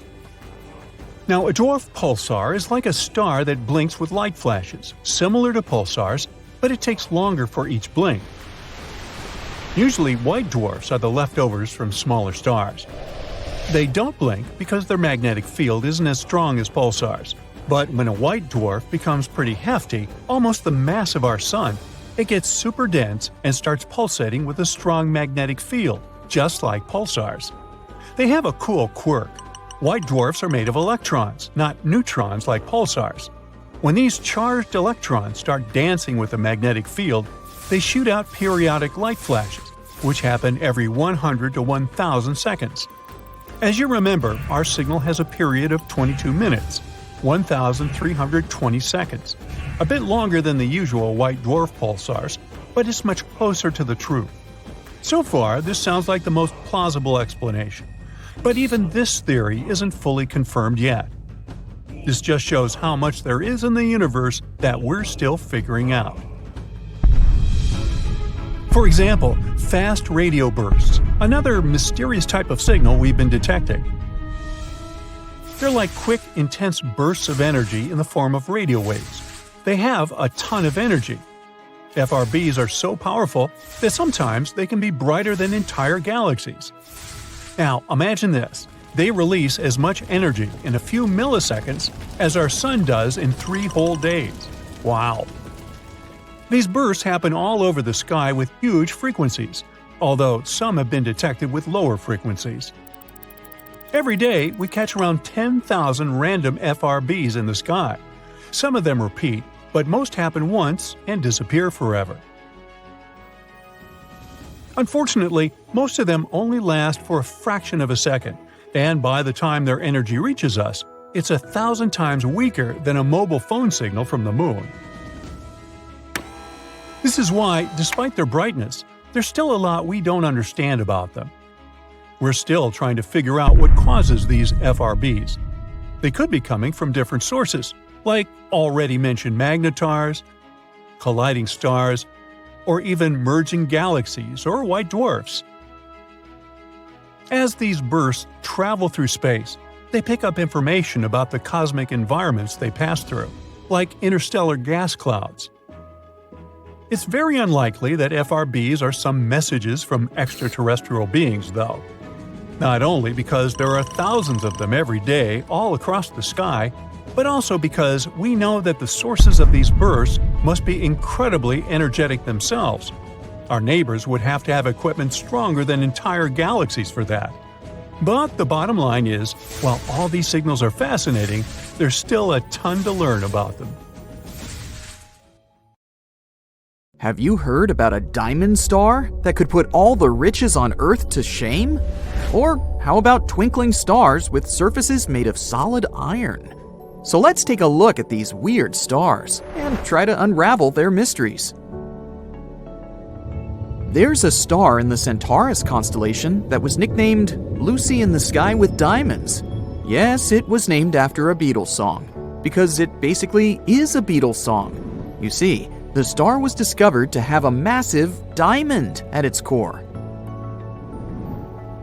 Now, you may be wondering how big this diamond really is. Well, it's estimated to be about 10 billion trillion carats. That's a 1 followed by 34 zeros. To put that into perspective, the Hope Diamond, which is one of the largest diamonds on Earth, is a measly 45.5 carats in comparison. Can you imagine the size of the ring you could make with this star diamond? And it's about the same mass as our Sun. But don't get too excited about the prospect of owning this diamond just yet. Even if you were Jeff Bezos, you wouldn't be able to afford it. According to Ronald Winston, CEO of Harry Winston Inc., the diamond is so big that it would likely depress the value of the market. So you'd have to settle for a much smaller diamond engagement ring. One interesting thing about the Lucy in the Sky with Diamonds star is that it's incredibly dense. In fact, It has the mass of the Sun crammed into an object only a third the diameter of Earth. That's like trying to fit an elephant into a shoebox. And yet, despite its massive size, it's actually quite cool, with a core temperature of only about 12,000 degrees Fahrenheit. By comparison, the core temperature of our Sun is about 27 million degrees Fahrenheit. Since the discovery of Lucy in the Sky with Diamonds, several other crystallized stars have been found, some with diamond hearts the size of Earth. It just goes to show that the universe is full of surprises, and you never know what kind of treasures you might find out there in the vast expanse of space. And this isn't the only weird star we've discovered so far. There are many strange, unexplained things in outer space. For example, let's take Vega. Vega, also known as Alpha Lyrae, is a bright star located in the constellation Lyra. It's one of the brightest stars in the night sky and is easily visible to the naked eye from most parts of the world. Now, Vega may look like a beautiful, bright star to us Northern Hemisphere folks, but little do we know, it's hiding a secret. It's actually quite squashed. You see, Vega's high spin rate causes it to bulge at the equator, kind of like a cosmic belly. It rotates once every 12.5 hours, which is pretty fast for a star, and it throws material out around its waistline. It's almost like the star is hula hooping. This material is further from the center of the star, so it experiences less gravity, causing it to cool and darken, leading to a gravity darkening effect. So Vega is basically a cosmic fitness guru's worst nightmare.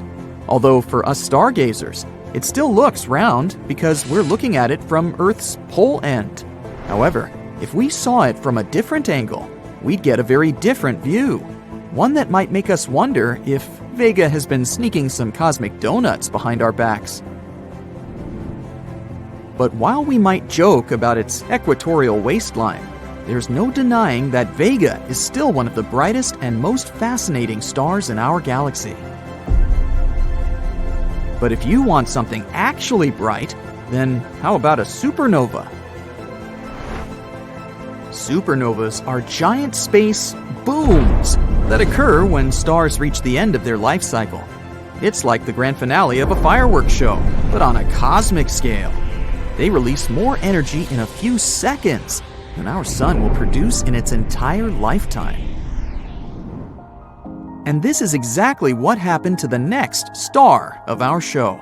This celestial object with a weird name, IPFT 14HLS. But there's a catch. It isn't your average supernova. Even though this star made a blast in 2014 and started to fade away like usual, recently it made an unexpected comeback and brightened once more. Talk about a dramatic entrance.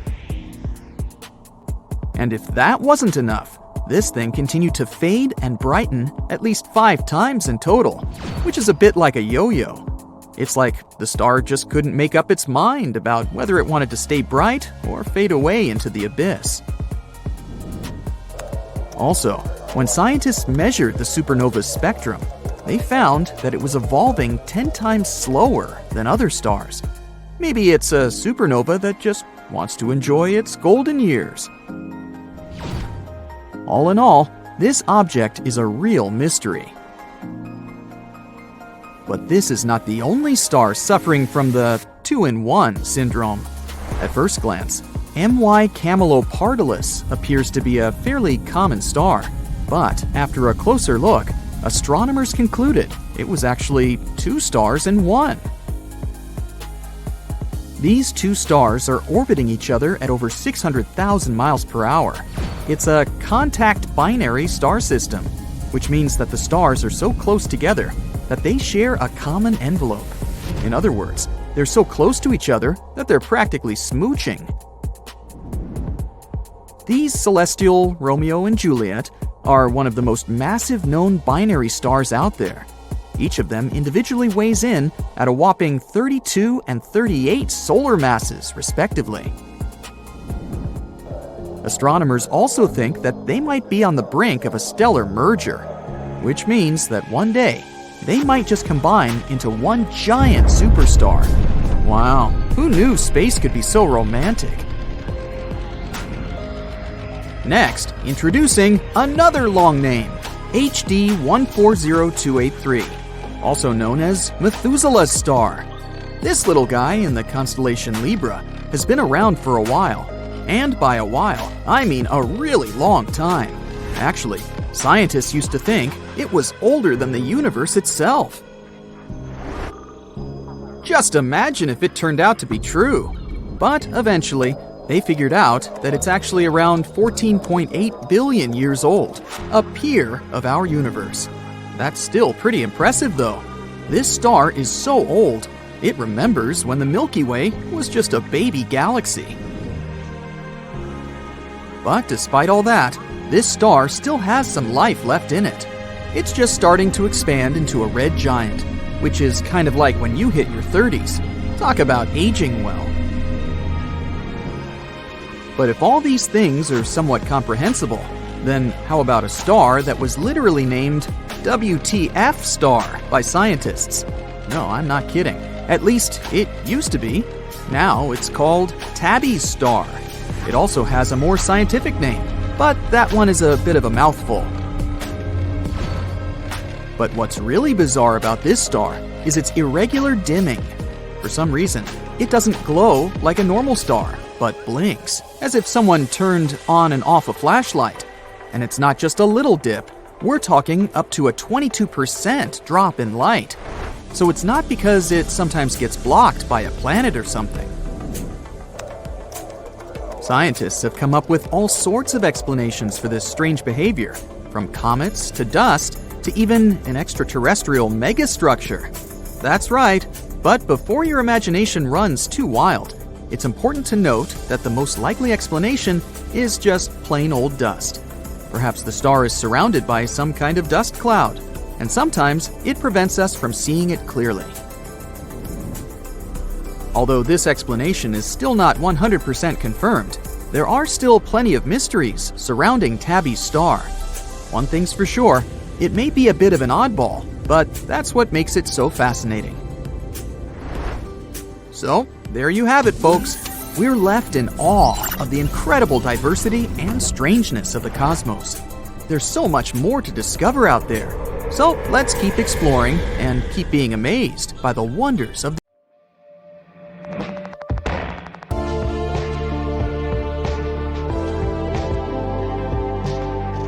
So check this out. Astronomers have discovered an exoplanet they're calling Super Saturn.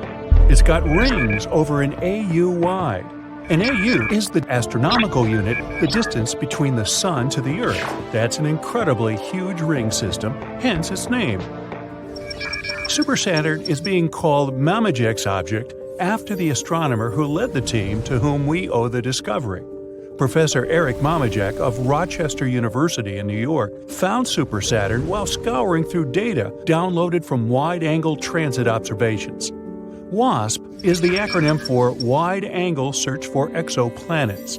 It's an ingenious project developed in the year 2000 by astronomers at Queen's University in Belfast, Northern Ireland, and St Andrews University in Scotland. Using 4 telescopes, the CCD video cameras on the scopes record the slight dimming of starlight caused by objects passing in front of stars. This is called the transit method of exoplanet detection. So, for example, the planet Venus transits across our view of the Sun every couple hundred years. A black dot, the silhouette of Venus, is visible, crossing in front of the Sun as Venus passes between our line of sight and the Sun. This tiny eclipse causes the amount of sunlight coming to Earth to be reduced by a minuscule amount, also known as teeny tiny. The same is true for all the stars in the Milky Way that have planets going around them. Exoplanetary transits in front of stars must be in direct line of sight with Earth for the starlight to be dim. Such transits do not occur very often. That's why thousands of stars must be looked at simultaneously for as long of a duration as possible, between 4 and 8 hours a night. WASP was created to stare continuously at as wide of a range of stars as possible. Maybe one of them would show an exoplanet transit. That translates into a lot of data being produced, about 40 gigabytes per viewing session.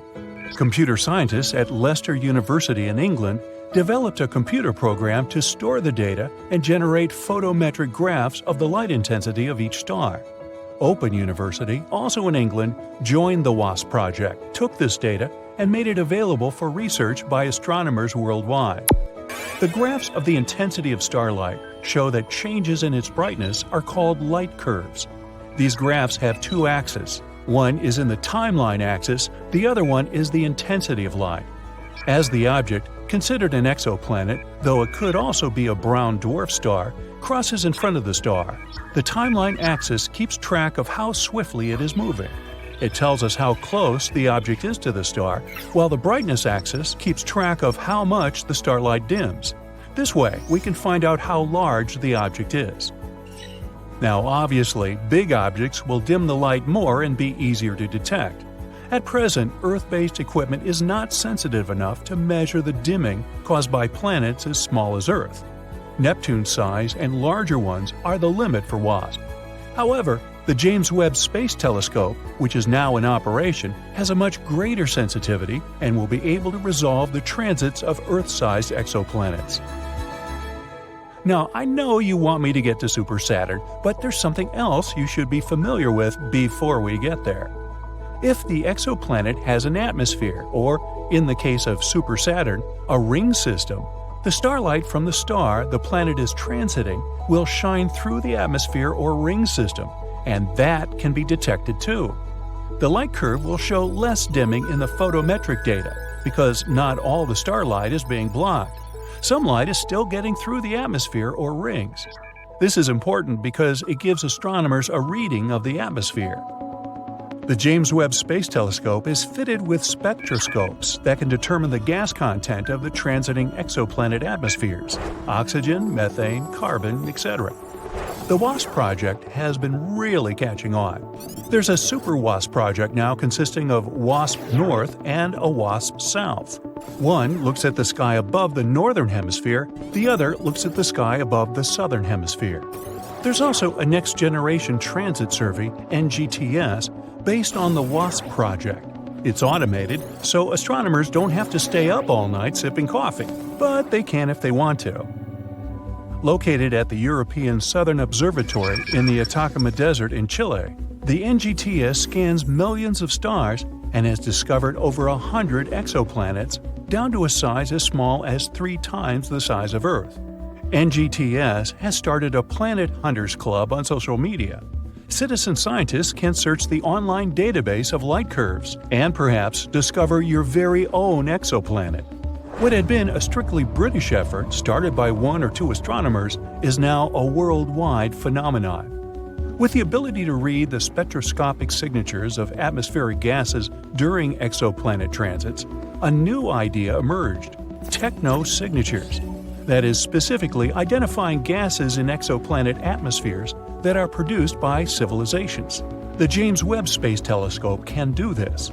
Gases from pollution, such as chlorofluorocarbons (CFCs), can be seen spectroscopically if present. Tritium from fusion reactions, if they have them, can also be detected, along with heat patterns from cities on the planet's surfaces. Technosignatures is a recent concept that originated after the WASP project started. Who knows what it will turn up? Now, let's get back to Super Saturn. The star that Super Saturn orbits is J1407, a small, dim, sun-like pre-main sequence star of the 13th magnitude. Huh? Well, the human eye can only see stars to about the 6th magnitude, and each magnitude is 2.5 times dimmer than the previous one. So it's not an exceptional star, just another telescopic star out there in the Scorpius Centaur region of the night sky. J1407 is a young star that hasn't yet settled into its stable, long-duration phase. This is important because Super Saturn, officially J1407b, is showing signs of having a ring system in an early stage of development. Super Saturn's light curve was tucked away in the mountain of data from the Super WASP project. Professor Eric Mamajek and his associate Matthew Kenworthy of Leicester University studied the data thoroughly and produced a detailed report on it. Knowledge depends on good data. The horizontal axis of J1407b's light curve, the time axis, is what's causing all the hubbub. It took Super Saturn weeks to transit across in front of its parent star, 56 days to be exact. Planetary ring systems that we are familiar with in our solar system orbit right around the equators of the gas giant planets and are very thin, from only a few meters thick down to a few centimeters. In a telescope, Saturn's rings will seem to disappear when the planet is at zero inclination toward Earth. Saturn must be inclined at an angle in relation to Earth to see Saturn's beautiful ring system. It's something everyone should make a point of seeing: Saturn in a telescope. If Super Saturn's rings block most of the light from J1407 for 56 days, it means that the planet had to be orbiting at a steep inclination to its star. If it were at zero inclination, we wouldn't see the rings blocking any light. Therefore, the orbital time could be determined, 10 years minimum to 200 years if the orbit is highly elliptical. The superplanet itself is calculated to be 24 times the mass of Jupiter, which means that if it is gaseous, it could be a brown dwarf star. Super Saturn appears to have a Mars-sized object orbiting around it, because there is a huge gap in the rings that was most probably cleared out by a large object. The Cassini division in the rings of Saturn is where the moon Mimas has cleared out a path through Saturn's rings. The light curve of Super Saturn has only been observed once. All the exoplanet detection systems are keeping an eye out for it to come back around J1407. No one knows when that will occur. Some astronomers have suggested that J1407b is a brown dwarf star system in itself, merely passing in front of, but not connected to, star J1407. An orbital reappearance of Super Saturn would disprove that conjecture. The center region of Super Saturn blocked out all the light from its primary star. This is what indicates that the ring system is new and in an early developmental phase. Over time, the very dense ring mass close to the planet is expected to thin as all this matter gets absorbed into the planet or ejected into space. This is what has happened with our solar system's gas giant planets. The Mamajek object is a shocker. Never before or since has a light curve been detected like Super Saturn's. Super Saturn has added a new chapter to our understanding of the formation of ring systems. So, here's to you, Super Saturn. Hope to see you again soon. Mercury gets a bad rap for always being hot, but that's not entirely true. The planet's got no atmosphere, so its temperature swings are wild. When it's facing the sun, it can get up to a blistering 800 degree Fahrenheit, but when it's turned away, it drops to a frigid minus 290 degrees. The reason for this is that Earth has a cozy atmosphere that keeps our temps in check. Mercury doesn't have that luxury, so it's at the mercy of the sun's rays. But despite all that, Mercury's still worth checking out. It's close to the sun, which makes it a prime spot for studying how solar radiation affects planets. And even though it's not exactly hospitable to life, there are still plenty of mysteries to unravel. Venus is often referred to as the sister planet of Earth. Yeah, many people believe that it's this beautiful and lush planet, just like our home. But boy are they wrong. In reality, Venus is a total diva. She's got this thick atmosphere that traps heat and causes surface temperatures to reach up to a scorching 864 degree Fahrenheit. I mean, I get it. Venus wants to stand out and be unique, but she's taken it to a whole new level. She's like that one friend who always has to one-up everyone else. Oh, you think Earth is cool? Well, I'm the only planet that spins clockwise? Beat that. But let's be real here. Venus is just trying too hard. She's got these crazy sulfuric acid clouds that rain down on her surface and make it impossible for anything to survive. It's like she's trying to keep all the attention for herself by making sure no other life forms can exist. And her atmosphere, it's so thick and heavy that it would crush us like a grape. So, yeah, Venus may look pretty from afar with her bright yellowish glow, but don't fall for that. She's a total drama queen who just can't handle sharing the spotlight with anyone else. Anyway, enough about Venus. Let's focus on the real star of the show, Earth.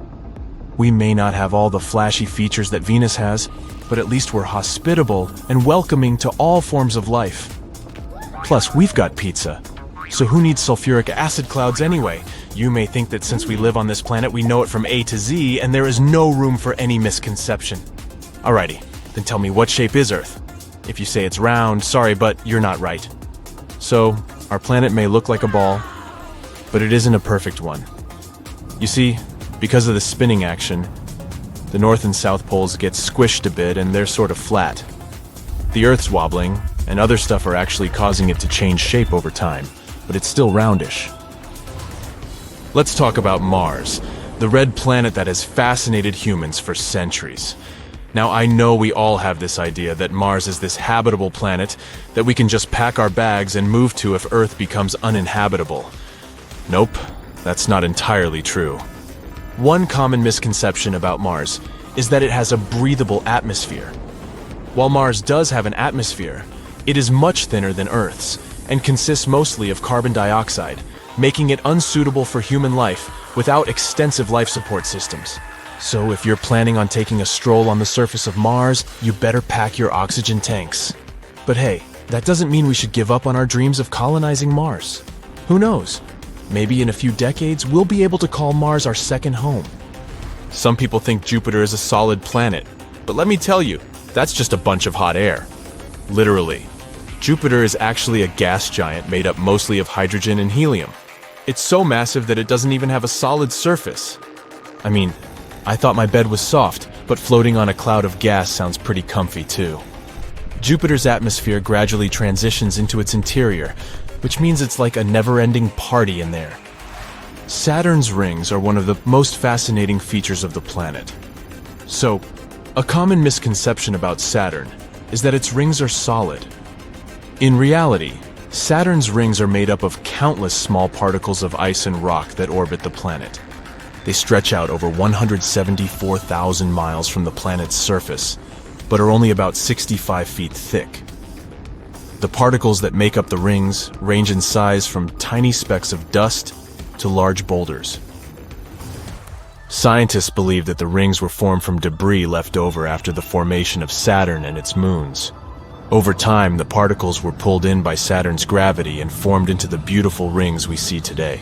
Saturn's rings also have some amazing features, such as gaps and divisions caused by the gravitational pull of nearby moons. There are also waves and spiral patterns that are created by the gravitational interactions between the particles in the rings. Despite their beauty, Saturn's rings are constantly changing. The particles collide with each other, creating new ones and breaking apart others. This means that the rings we see today may look very different in the future. So next time you look up at Saturn and its rings, remember that you're looking at a cosmic snow globe made up of billions of tiny particles floating around the planet. Now, one common misconception about Uranus is that it's a lazy dude who can't even rotate properly. People think it just rolls around on its side all day long, but let me tell you, that's not entirely true. Sure, Uranus does have a tilted axis of rotation, but it still manages to spin in the same direction as most other planets in our solar system. It's like that one friend who always shows up late to the party, but still manages to have a good time and fit in with the crowd. But let's be real, Uranus is still a bit of an oddball. It's the only planet in our solar system that rotates on its side to such a degree. But after all, variety is the spice of life, right? So cheers to Uranus, the planet that refuses to conform to anyone's expectations. Ugh, I wish I had the guts to be like this. Have you ever heard someone say that Neptune is just a blue version of Jupiter or Saturn? Well, let me tell you, that's like saying a banana is just a yellow version of a cucumber. It's not even close. Sure, Neptune and its gas giant buddies share some similarities, but Neptune stands out in the crowd with its beautiful blue hue. It's all thanks to the methane chilling in its atmosphere. By the way, did you know that it's the farthest planet from the Sun? It's so far out there that it takes almost 165 Earth years for it to complete one orbit around the Sun. Talk about taking your sweet time. And let's not forget about its 14 moons. That's right, Neptune has a whole entourage of moons following it around like groupies at a concert. Maybe they're hoping to catch a glimpse of Neptune's famous blue glow. So, next time someone tries to tell you that Neptune is just a knockoff version of Jupiter or Saturn, you can confidently correct them and say, "Excuse me, but Neptune is its own unique gas giant with a fancy blue vibe."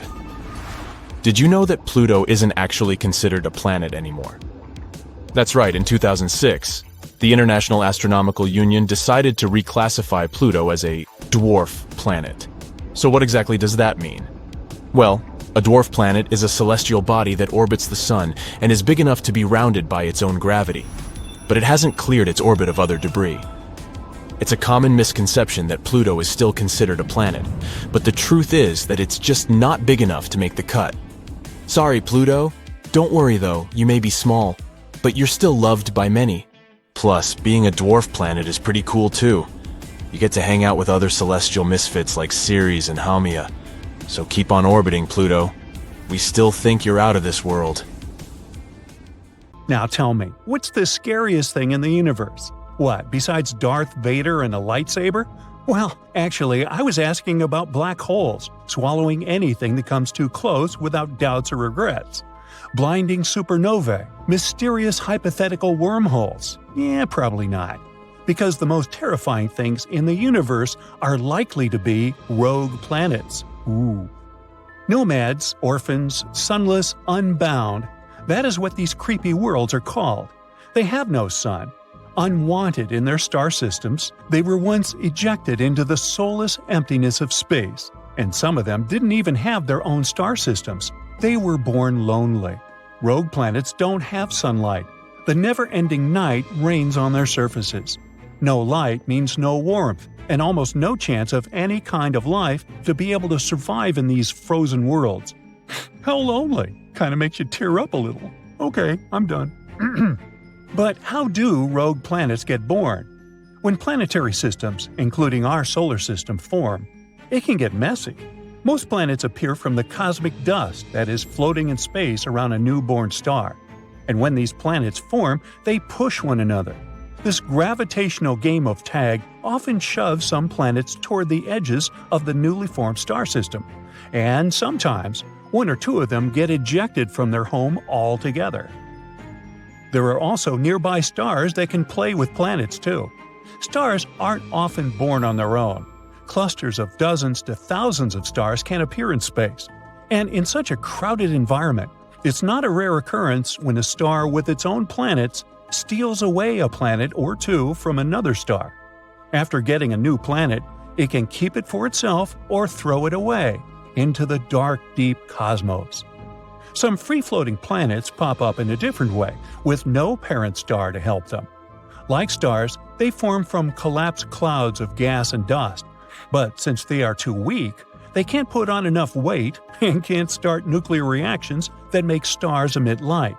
Such planet-like objects are known as failed stars. Or planets can go rogue after their parent stars disappear. Yes, sometimes stars go out, destroying some of their planets in the process. At the same time, the most distant ones, located in a safer zone, are left more or less intact. But the enormous force of a supernova ejects these planets away from the former star at a tremendous velocity. In any case, astronomers think there may be more rogue planets in our home Milky Way galaxy than anyone ever suspected. A recent simulation has shown there might be billions of them. But the problem is rogue planets are very hard to detect. You know, it's a tricky feat to find any exoplanet, even when it belongs to a planetary system. After all, planets don't give off their own light like stars. That's why when astronomers want to locate an exoplanet, they look for something blocking the light of its parent star, and it's usually the very planet passing between the star and the observer. But researchers can't use the same technique with free-floating planets because there's no parent star and thus there's no light to get dimmer. Another method of detecting exoplanets is the radial velocity method. It detects the planet's gravitational effect on its parent star. But, as you may guess, it doesn't work with rogue planets either. Luckily, there are still some ways we can detect these space wanderers. Imagine a line of sight between a telescope on Earth and a distant star. When an object crosses that line, its presence is likely to bend and magnify the light of the star. This makes it appear brighter than usual. The trickiest part is to figure out whether this object is a rogue planet. It's true that the stars whose light such celestial bodies bend can't be their parent stars. They're too far away. But there might still be a small parent star invisible because of the glare of the main star. And astronomers have to wait for a long time, sometimes up to a decade, for the main star to move a bit. Then they can finally check if there's also a parent star out there. If there's no parent star in sight, then it's proven. The planet is traveling solo. Not apparently. So far, astronomers have identified at least 70 rogue planets or candidate rogue planets. At the same time, we know about more than 5,000 exoplanets in planetary systems. That's a huge gap that proves that detecting rogue planets is a tricky business. Interestingly, free-floating planets might not be as lonesome as we think. They can potentially have moons of their own. They might even take them along when they get pushed out of their cosmic homes. But could a free-roaming world, and possibly its moons, find a new home near a different star? Some experts think it's unlikely. The universe is a very spacious place, and even a large star with an incredible gravitational pull is hardly able to catch a fast-moving planet. For example, in 2017, an interstellar guest, an asteroid the size of a skyscraper, appeared in our solar system. It barreled through the solar system and just kept going without stopping or even slowing down. Now let's have a look at a rogue planet we have managed to spot. Just 20 light-years away from the Sun, a bizarre rogue planet is roaming the Milky Way galaxy. And even though this planet doesn't orbit any star, it still has an incredibly powerful magnetic field, 4 million times stronger than that of our Earth. The exoplanet, with this crazy long name, also produces amazing auroras. When it was discovered a few years ago, astronomers were almost sure they had detected a brown dwarf. This is an object too large to be a planet and too small to be a star. But later, scientists got some evidence that the space object wasn't big enough to be a brown dwarf. The planet sure is a mammoth among its peers. It's 1.2 times as wide as the largest planet of the solar system, Jupiter, and more than 12 times as heavy. Astronomers think the exceptionally strong magnetic field helps the planet produce such auroras. But the most curious thing is that they're generated in a different way than auroras on Earth. It might be because the exoplanet's moon helps the planet create these light shows. To find more amazing rogue planets, NASA's Nancy Grace Roman Space Telescope is going to conduct a survey using the powerful techniques of a wide-field telescope. The stars in our Milky Way galaxy move all the time, and chance adjustments of the telescope can help researchers spot rogue planets. But there's one drawback. We won't know the distance to such a planet even if we find one. There's one more mission concept called Cleopatra, the clever NASA acronym for the Contemporaneous Lensing Parallax and Autonomous Transient Assay. See, I told you it was clever. It might be able to exploit parallax effects to calculate the distances to rogue planets. Parallax is a shift in the position of a foreground object when seen by observers in slightly different locations. Could Earth one day turn into a frozen sphere aimlessly floating through space? Unlikely. Since our Sun isn't going to blow up one day, our world isn't likely to be pushed out of the solar system by our star going supernova. But a rogue planet could cause life on Earth to end. Oh boy. One day, such a space intruder might push Earth out of the habitable zone near the Sun and take its place. And our planet would have to retreat to an extreme orbit farther from the Sun. The climate all over the planet would start getting colder and colder, turning first half of the planet, then our entire world into an icy desert. There would be a lack of food and other resources. It'd be getting darker and darker. There wouldn't be enough light for planets to get energy. They would wither, and animals that used to feed on them wouldn't be able to find food. Most species would go extinct. The farther our planet would be from the Sun, the weaker the star's gravitational pull on our planet would be.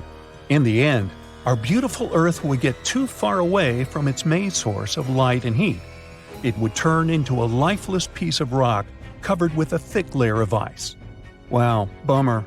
But hey, don't worry, I guarantee that will never happen. At least, not on my watch. On my watch.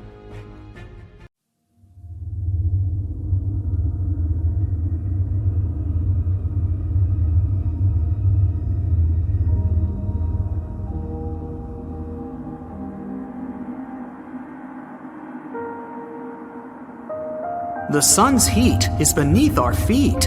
Scientists have figured out that Earth's core is actually as hot as the surface of the sun, around 10,800 degrees Fahrenheit. One of the reasons it's so incredibly hot down there is because Earth is still shedding heat from when it was created billions of years ago. Also, when an object as big as Mars slammed into the young Earth, it not only created the moon, according to one theory, but melted the surface of the planet. A lot of that extra heat is probably still stored inside the core. But there's no need to worry. The planet's core is harder for us to access than it is to probe the surface of Pluto. In fact, chances are we may never develop technology that could physically reach the core. There's no air on the moon. But then, how can it be rusting? Scientists have discovered the presence of hematite on the moon, and it's a kind of rust. A special NASA research instrument examined the light reflected off the moon's surface. It turned out that the composition of the satellite's poles was very different from the rest of it.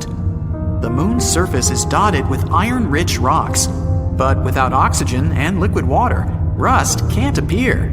Solar winds add to the mystery. They bombard the moon with hydrogen, and hydrogen makes it much more difficult for hematite to form. Even though the moon doesn't have an atmosphere, it still has some trace amounts of oxygen. Its source is our planet's upper atmosphere. Earth also protects the moon from almost 100% of solar winds, although not all the time. And even though our natural satellite is bone dry, there might be water ice in the shadowed craters on its far side. A day on Uranus lasts 17 hours, 14 minutes, and 24 seconds. But get this, the planet has a tilt of around 98 degrees, and that makes a season on the gas giant last 21 Earth years. Mars has two moons, Phobos and Deimos. In the next 30 to 50 million years, Mars's gravitational forces will tear Phobos apart, and it will likely result in the formation of a ring around the planet. The Earth is the densest in the solar system. At the Earth's center, there's a core that takes up 15% of the planet's volume. It consists of two parts, the outer and the inner core. The inner core is a solid ball made of iron and nickel. Its radius is 760 miles, which makes 20% of the entire Earth's radius and 80% of the Moon's radius. The 1,500-mile thick outer core is liquid. It also consists of iron and nickel, but it's not under enough pressure to be solid. Mars houses the biggest volcano in the solar system. While everything seems to be calm on Mars nowadays, in the past, some sort of force caused enormous volcanoes to form and erupt. One of these volcanoes is Olympus Mons. It's 16 miles tall, which is the height of 3 Mount Everests, and 374 miles across, making it about the size of Arizona. The volcano grew to such a gargantuan size because of the weak gravity on Mars and the lack of tectonic plate movement. Gravity is not the same everywhere.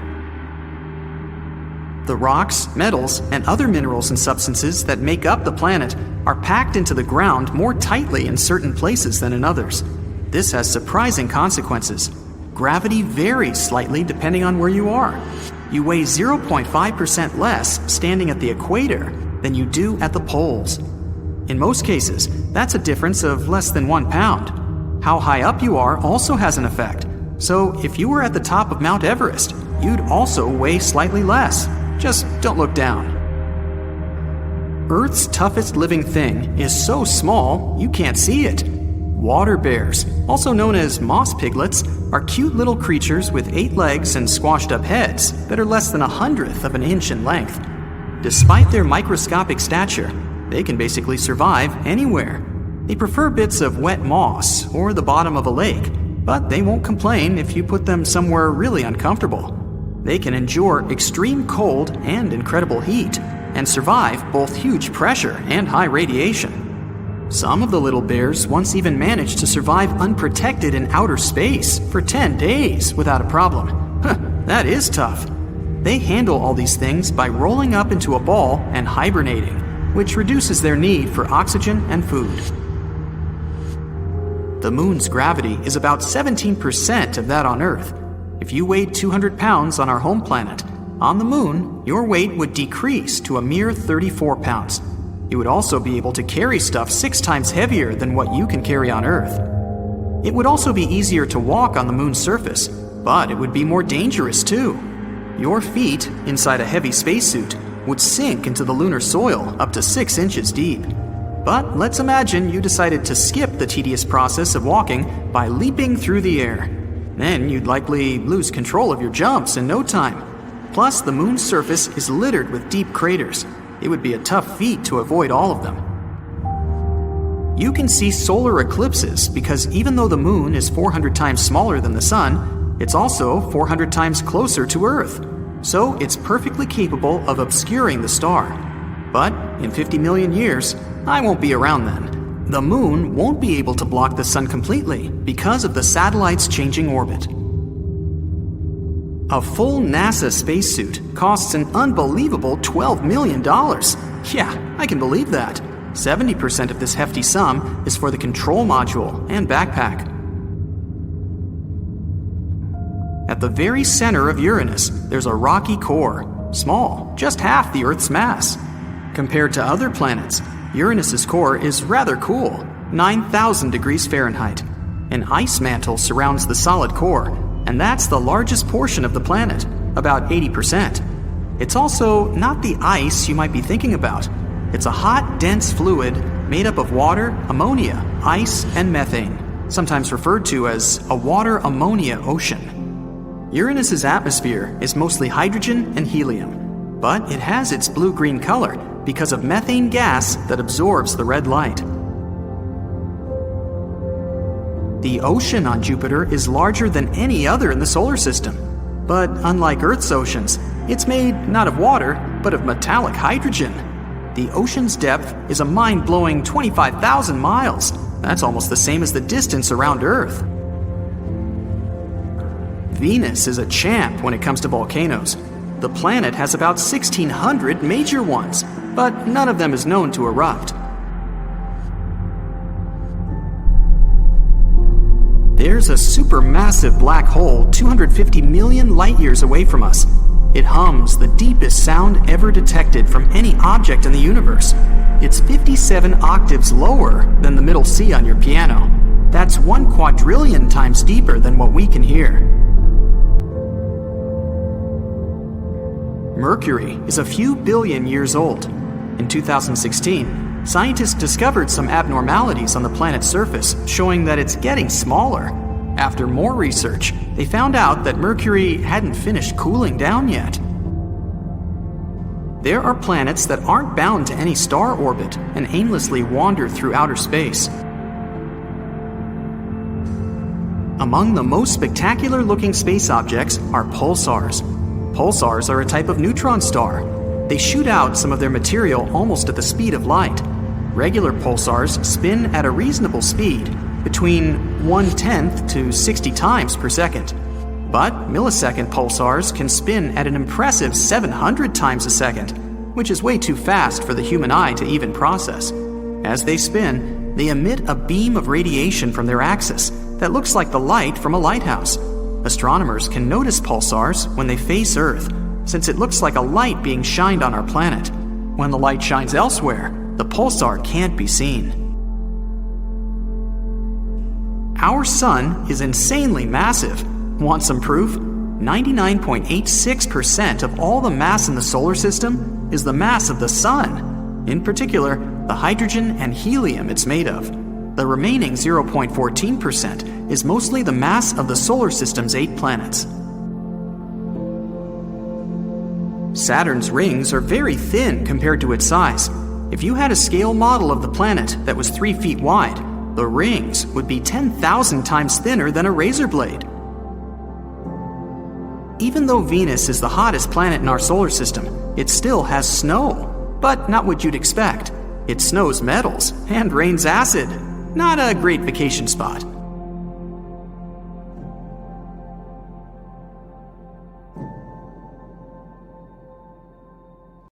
Picture this.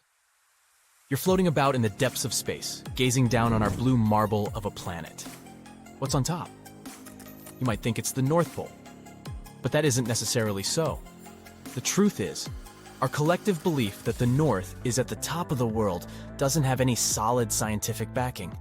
It's just one of those things we've accepted over time.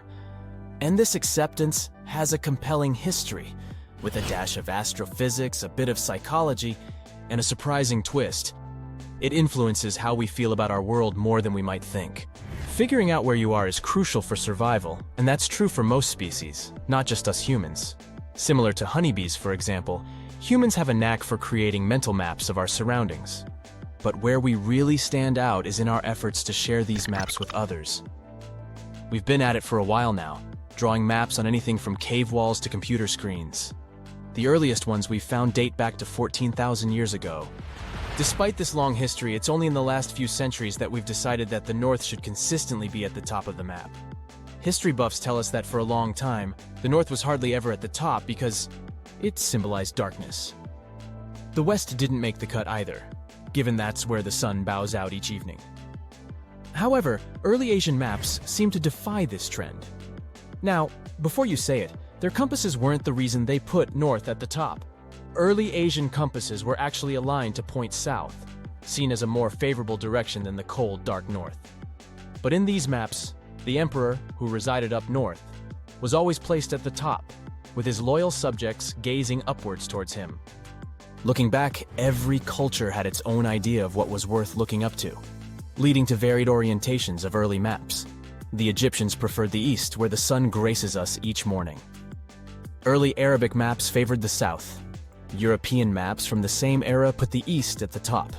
So, when did everyone decide that north was the new top? You might be tempted to credit it to explorers like Columbus and Magellan who navigated by the North Star. But they didn't really see the world in that light. Columbus, for instance, saw the world with the east at the top, believing he was headed toward paradise. Mercator's 1569 world map was a game changer, considering it was the first to factor in the Earth's switch to more accurate navigation. But even then, the emphasis wasn't on the north. Mercator projected the poles to infinity, considering them relatively unimportant as sailors didn't venture there often. It's possible that the choice to place north on top was simply because the Europeans, who were doing their fair share of exploring, were located in the northern hemisphere with a whole lot more land to cover and people to meet. For whatever reason, this north-up idea has stuck. Even when a NASA astronaut in 1972 snapped a photo of the Earth with the south at the top, it was flipped over to avoid confusion. Here's where it gets interesting. When you gaze at Earth from space, the concept of up and down loses all sense. Sure, Earth aligns with the plane of other planets in our solar system because we all share a cosmic birth story, but we could just as well flip the image or put the sun on top or bottom depending on your cosmic viewpoint. Even within the Milky Way, our solar system is tilted by about 63 degrees. If you think about it, the concepts of up, down, left, or right don't really apply in space. But how about a change of pace? Should we be open to viewing our world from a different perspective? There's some psychological evidence that our north-up mentality might be skewing our perceptions of value. Most folks consider the north to be up and the south down. It even made psychologists wonder if these associations might influence how people value different places on a map. When shown a map of a made-up city, people were more likely to choose a residence in the northern part. And when asked where hypothetical people of different social status would live, they allocated the rich to the north and the less fortunate to the south. It's not too big of a leap to speculate that humans might be less bothered about what happens to regions lower than where they are on the map. But there's a simple solution: flip the map upside down. These experiments showed that this simple action wiped out the north equals good bias. On that note, south-up maps are already available online. Australians would enjoy this change, that's for sure. Whatever it is that you'd prefer at the top of your map, you would need a compass to guide you. Have you ever paused to think of its system? It is one of the oldest gadgets we've got in our survival toolkit. It's been around for centuries, serving as a beacon for adventurers, travelers, and explorers, guiding them through uncharted oceans and helping them discover new continents. Basically, compasses turned humans from stay-at-home types into globe-trotting nomads. Our beautiful blue planet isn't just a spinning ball in the cosmos. It also has its own magnetic field. Imagine it as a colossal magnet, humming with invisible energy. This is all thanks to Earth's core, a ball of molten iron under terrific pressure right at the center of our planet. This core, part liquid, part solid crystal, churns and swirls due to Earth's spin, creating the magnetic field that gives us our north and south poles. But here's where it gets a bit complicated. These magnetic poles don't perfectly line up with the Earth's geographic poles, the ones that the Earth spins around. They're close, sure, but not exactly in the same place. This is why the compass, which reacts to magnetic fields, doesn't point directly to what we call true north, which is the geographic North Pole. Instead, it points to the magnetic north, located a bit off from the true one. But don't worry, it's close enough to get us where we need to go. Let's talk more about this true north versus magnetic north business. Remember the piece of news from September 2019, when for the first time in over 360 years, compasses at Greenwich pointed to the true north? Well, that's quite a rare occurrence. Usually compasses point towards magnetic north, which isn't a constant spot on the map. It changes and drifts over time, following shifts in the Earth's core. On the other hand, true north refers to the geographic North Pole, a specific unchanging point on Earth's surface. So when you're holding a compass, it's really the magnetic north it's directing you toward, not the true north. Here's where things get even more fun. The angle between the direction of the true north and the magnetic north, as shown by the compass, is called declination. It's a fancy word for a simple concept. Now, because Earth's magnetic field isn't a simple, straightforward thing, it has its wobbles and dips. The declination isn't the same everywhere. It varies from place to place. Also, here's what it's made of. It has this tiny needle that's made from a metal that's been magnetized. Iron's a common one. They set this needle on a little pointy thing, or pivot, and let it float in some kind of liquid. Often, it's mineral oil, or something similar. This lets the needle spin around and dance with the Earth's magnetic field. When you hold your compass flat in your hand, the needle settles down and points to magnetic north. Now, look at your compass and you'll notice these small markings. They're known as degrees, and here's the fun bit. The needle's red end always points north, and the white or black end always points south. That's your compass's north-south dance. Plus, there's often an arrow on the compass case, right at the top. That's your orientation arrow. Now, we all know that all planets are round. There are no square ones so far, and that's because of gravity. Well, roundish at least, as not all of the planets have perfect proportions. But did you ever wonder about the shape of the universe itself? Is it also round because of the same forces? Well, not really. Based on what information we have so far, the universe is actually flat? According to the principles of general relativity, space has the ability to curve. This opens the door for the universe to have three potential shapes: a flat plane like a sheet of paper, a closed sphere like a bowl, or an open saddle-like curve. This isn't just a matter of academic interest, you know. The universe's shape has direct consequences on its ultimate destiny. One cosmologist from Princeton University explained it beautifully. The shape of the universe is a kind of map to its past and a predictor of its future.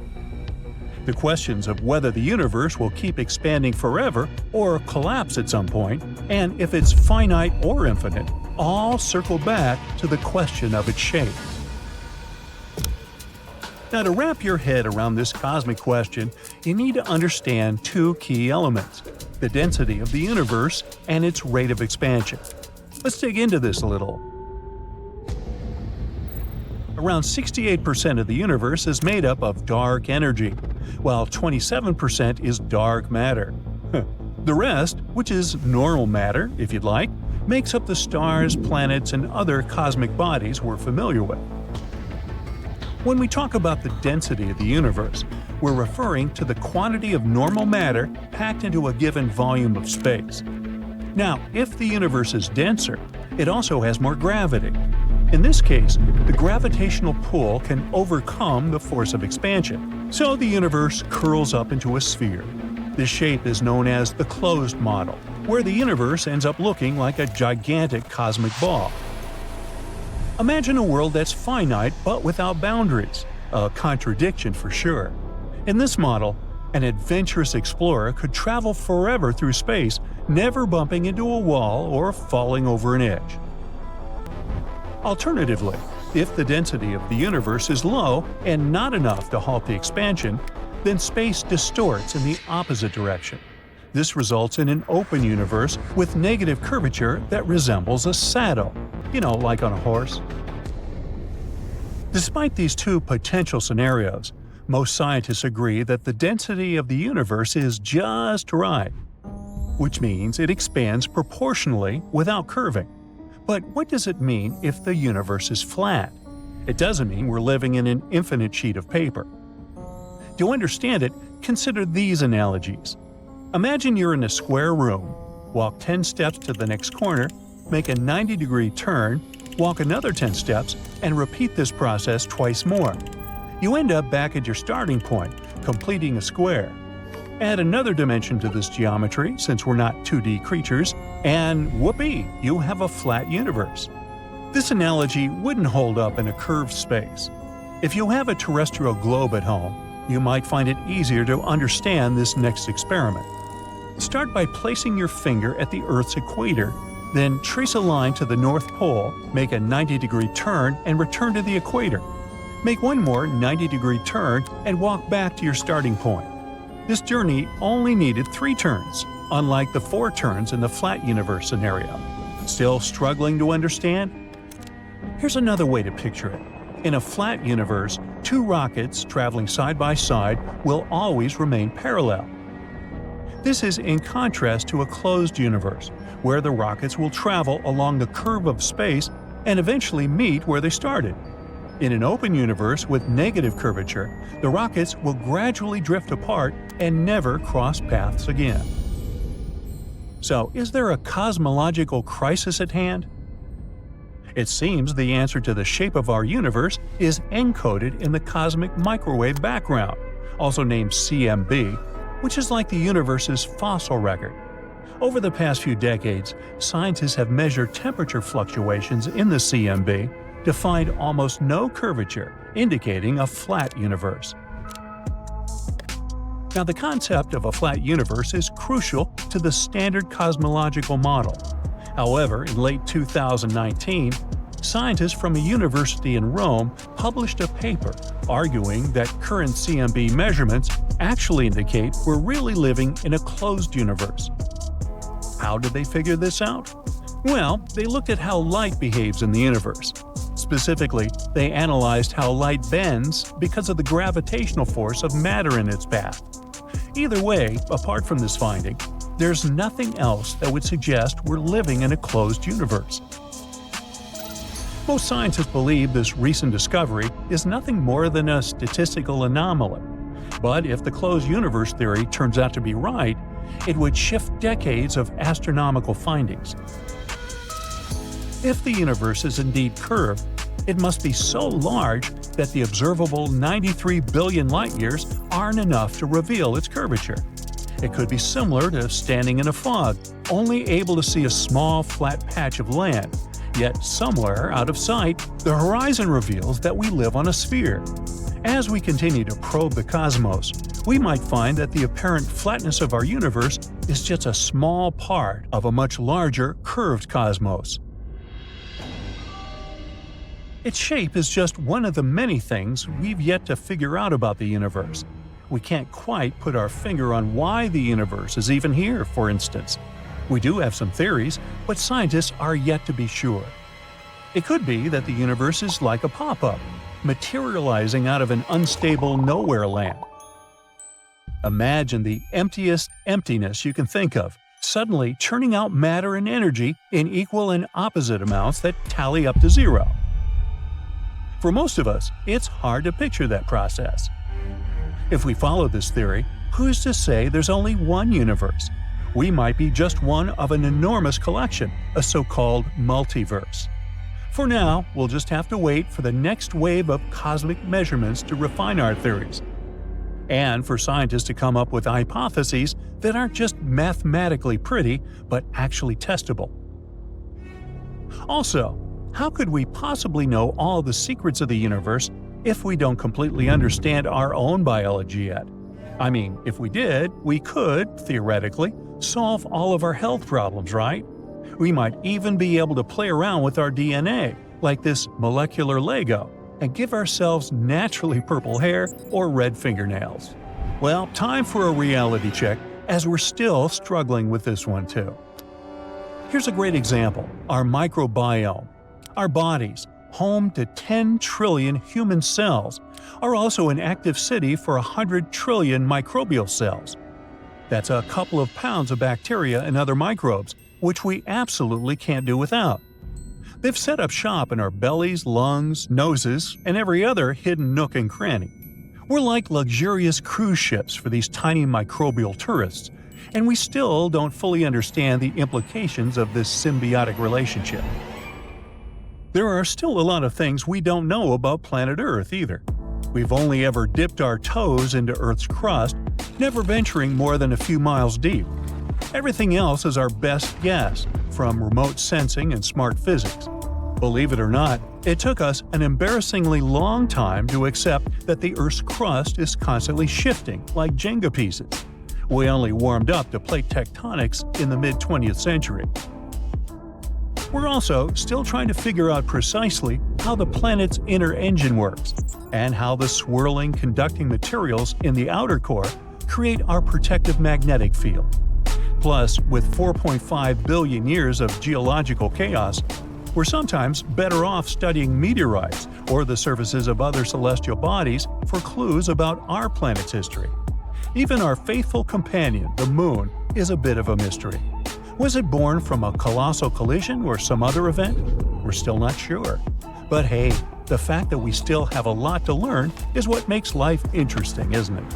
That, and the thrill of actually finding an empty parking spot in San Francisco, or maybe even your city. Black holes tearing apart enormous stars, pulsars spinning at incredible speeds and emitting powerful beams of energy, colorful nebulae with fireworks of newborn stars, galaxies of every possible color and size. All of these are found within our universe, but it's not infinite. It has a boundary, a literal wall, and beyond that, there's an absolute nothingness. Right now, we're going to make a journey to that wall. But first things first, our universe is like a humongous nesting doll. If you open it up, there's a smaller one inside. It's a galaxy. Inside that is an even smaller doll. That's our solar system. And the smallest doll of all is the Earth. Each of these dolls has boundaries that we're going to cross. For that, we'll need a spaceship, and a big one. It also has to be able to move 100 times faster than the speed of light. You get on board and start the engines. 62 miles above sea level is our first boundary. That's 10 times higher than passenger planes fly. This point is called the Kármán line. It separates the atmosphere of the Earth from outer space. Now we fly further, to the edge of our solar system. We turn on the hyperdrives and fly past Mars, Jupiter, Saturn, Uranus, and Neptune. We've traveled a distance of 100 astronomical units. 1 AU is the distance from Earth to the Sun. And here's the boundary of our solar system, the heliosphere. Here, the speed of the solar wind decreases rapidly. First, it drops from 620,000 miles per hour to the speed of sound. Then, there's a layer called the heliopause. This is where the wind almost vanishes. And then, our ship experiences a bow wave. This is where we feel the force of the interstellar wind, which collides with the boundary of our solar system. When you pass this boundary, you find yourself in the dark of interstellar space. And here, you can find two human-made objects that made this trip for the first time in history. They're Voyager 1 and Voyager 2. Voyager 1 crossed that boundary in 2004. Voyager 2 did it in 2007. These space probes discovered that the heliosphere is not a perfect ball around the sun. its southern boundary is 10 AUs closer to the star than the northern one. So, we're moving in interstellar space and will soon approach a stone wall around our solar system. 200,000 AUs further, and there it is. This wall of rock is the Oort cloud. In fact, it's a pile of asteroids that surround our world. Scientists speculate that the Oort cloud could be the source of comets and meteorites that fall to Earth, but they're so sparse that we easily fly between them. Now we're in complete darkness. The Milky Way is about 106,000 light-years wide. In a conventional rocket, it would take billions of years to fly across that distance. But you throttle to the max. You masterfully fly past the stars and planets as if on a racetrack. And within minutes, you're at the edge of our galaxy. There's no more interstellar wind. All you see are bright dots somewhere in the distance. These dots are huge galaxies. We need to look at a map to make a route to the edge of our entire universe. You're here, near the Milky Way galaxy. It's part of a cluster of galaxies called the Laniakea supercluster. But even this huge thing is like a little street in a big city. Zooming out, we find Hydra Centaurus supercluster. Thousands of galaxies on the map look like little dots. Maximum zoom out. This is our entire observable universe. We thought it was infinite, but we may have proof that it has a boundary. It's here, 10 billion light-years away from our home. Even if you travel at the speed of light, a trip there would take twice as long as our whole planet has existed. During that time, the sun will either fade away or explode like a supernova, destroying our entire solar system. And if you can live that long and then return home, you will see that our galaxy is there no more. It's long since collided with the Andromeda Galaxy and merged into one big cosmic body. Luckily, your ship is able to warp space-time so that this journey will literally take a few seconds. Boom! Congratulations! You've arrived at your destination, the Eridanus supervoid. Some scientists believe this location is the evidence of collisions of our universe with something big enough to leave such a large scar. The Eridanus supervoid is an empty and cold space 1 billion light-years wide. If you think of this void as a cup, it would fit at least 10,000 galaxies, and it appeared after an accident of gigantic proportions. The object that crashed into our universe was another universe. Yes, other universes may actually exist. Imagine that our entire universe is a huge bubble that contains all the clusters of galaxies in the observable universe. There could be an infinite number of such bubbles. They could have been born during the Big Bang. These universes may be different from ours. They may have other galaxies and nebulae. But these bubbles could also be parallel universes. This means that if you chose cereal over oatmeal in the morning, in another universe, your twin would choose the oatmeal. Every choice you ever made in life had completely different consequences in a parallel universe. And because the number of choices are infinite, there's a whole infinity of parallel universes. So, like a regular bubble, our universe has a wall that is near the Eridanus supervoid. Long ago, another bubble flew past ours. As they approached each other, their gravitational fields began to interact. Our boundary wall began to deform and pull toward the other universe. The same thing happened on the other side. Then the walls of our universes came into contact. But as these bubbles moved, their connection began to break, and the other universe just ripped a huge chunk of ours. A cold void was formed at the point of collision, and that was the Eridanus supervoid. The problem is that the universe looks the same to the observer, regardless of point of view. For example, imagine a basketball hanging in the air. Now, if we put an ant on the ball and tell it to find the edge of the ball, it will start running around it, making an infinite number of circles. But the landscape around the ant will not change.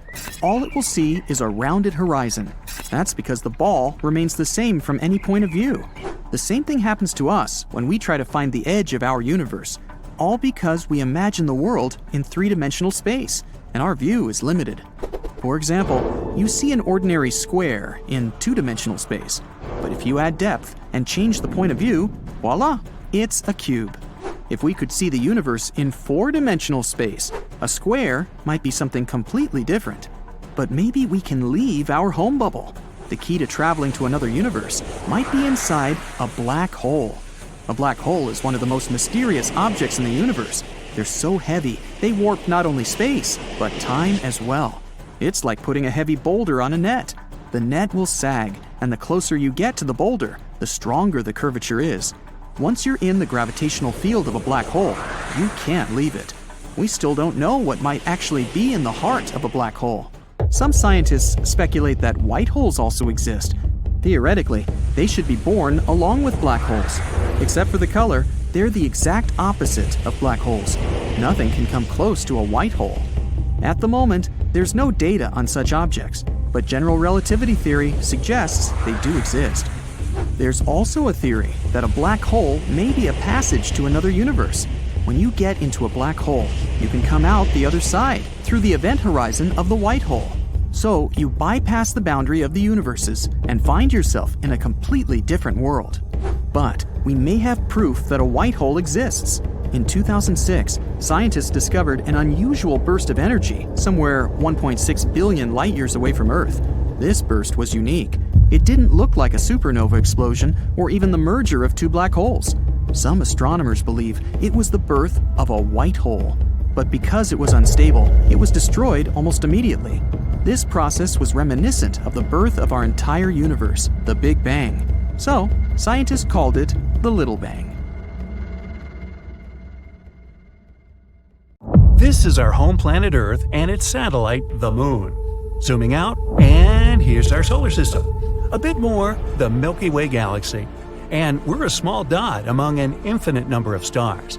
Now, even farther out, a cluster of galaxies. Dots and swirls in the endless space. Further, there's Laniakea supercluster. That little dot here is our galaxy. Moving on, Hydra Centaurus supercluster.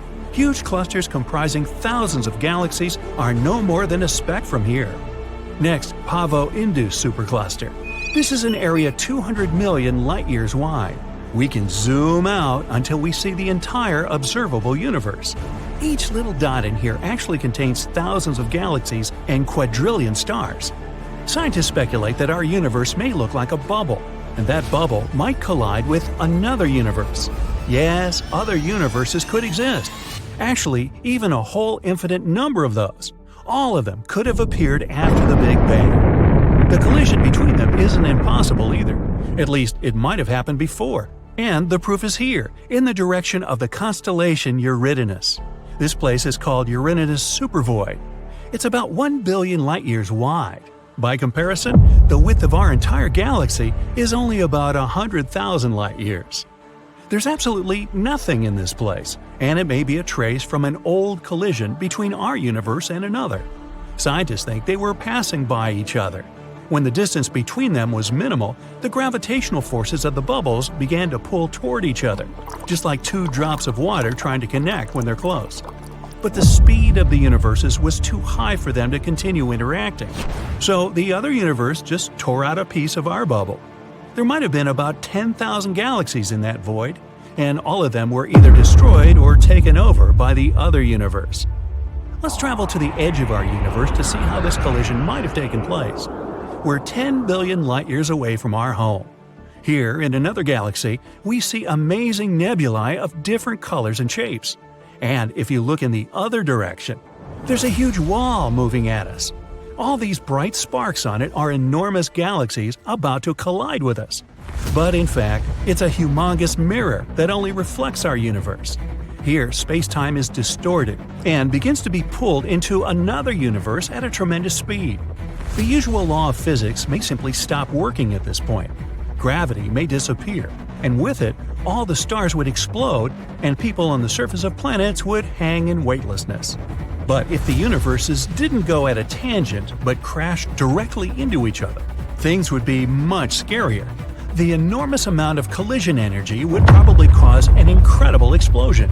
Its force would simply destroy everything in our bubbles. Still, the two bubbles might begin to merge too. At first, all galaxies at the edge of the universes would be torn apart, but then the merger would begin.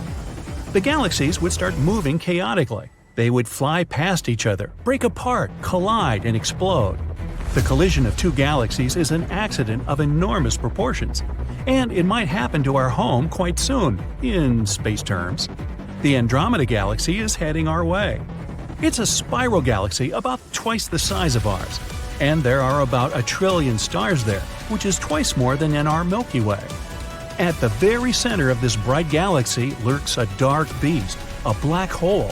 Its weight is 2 and 8 zeros of the Sun's mass. Red giants hundreds of times larger than our Sun. Pulsars emitting enormous amount of energy like spotlights. Rogue stars, and many large and small black holes. This soup of dangerous objects is moving toward us at 68 miles per second. A trip to New York to Los Angeles at that speed would only take half a minute. The disk of Andromeda can already be seen with the unaided eye on moonless nights. As time goes on, it'll get even bigger. As Andromeda gets closer to us, its gravitational force will begin to stretch the arms of our spiral galaxy. It'll begin to unwind. The stars and planets will lose their orbits. One possible scenario is that an unknown asteroid, or even a dwarf planet from the Andromeda galaxy, will crash into the Earth at an incredible speed. Our planet will explode just like a balloon from this impact. Oh, goody. Another option involves stellar collisions. Our Sun would face another star. The bigger star will slowly begin to consume the smaller one. First, it will steal the light upper layers from it, and then it will eat it just like spaghetti. Or even like rigatoni. When a large star reaches its critical weight, it will burst.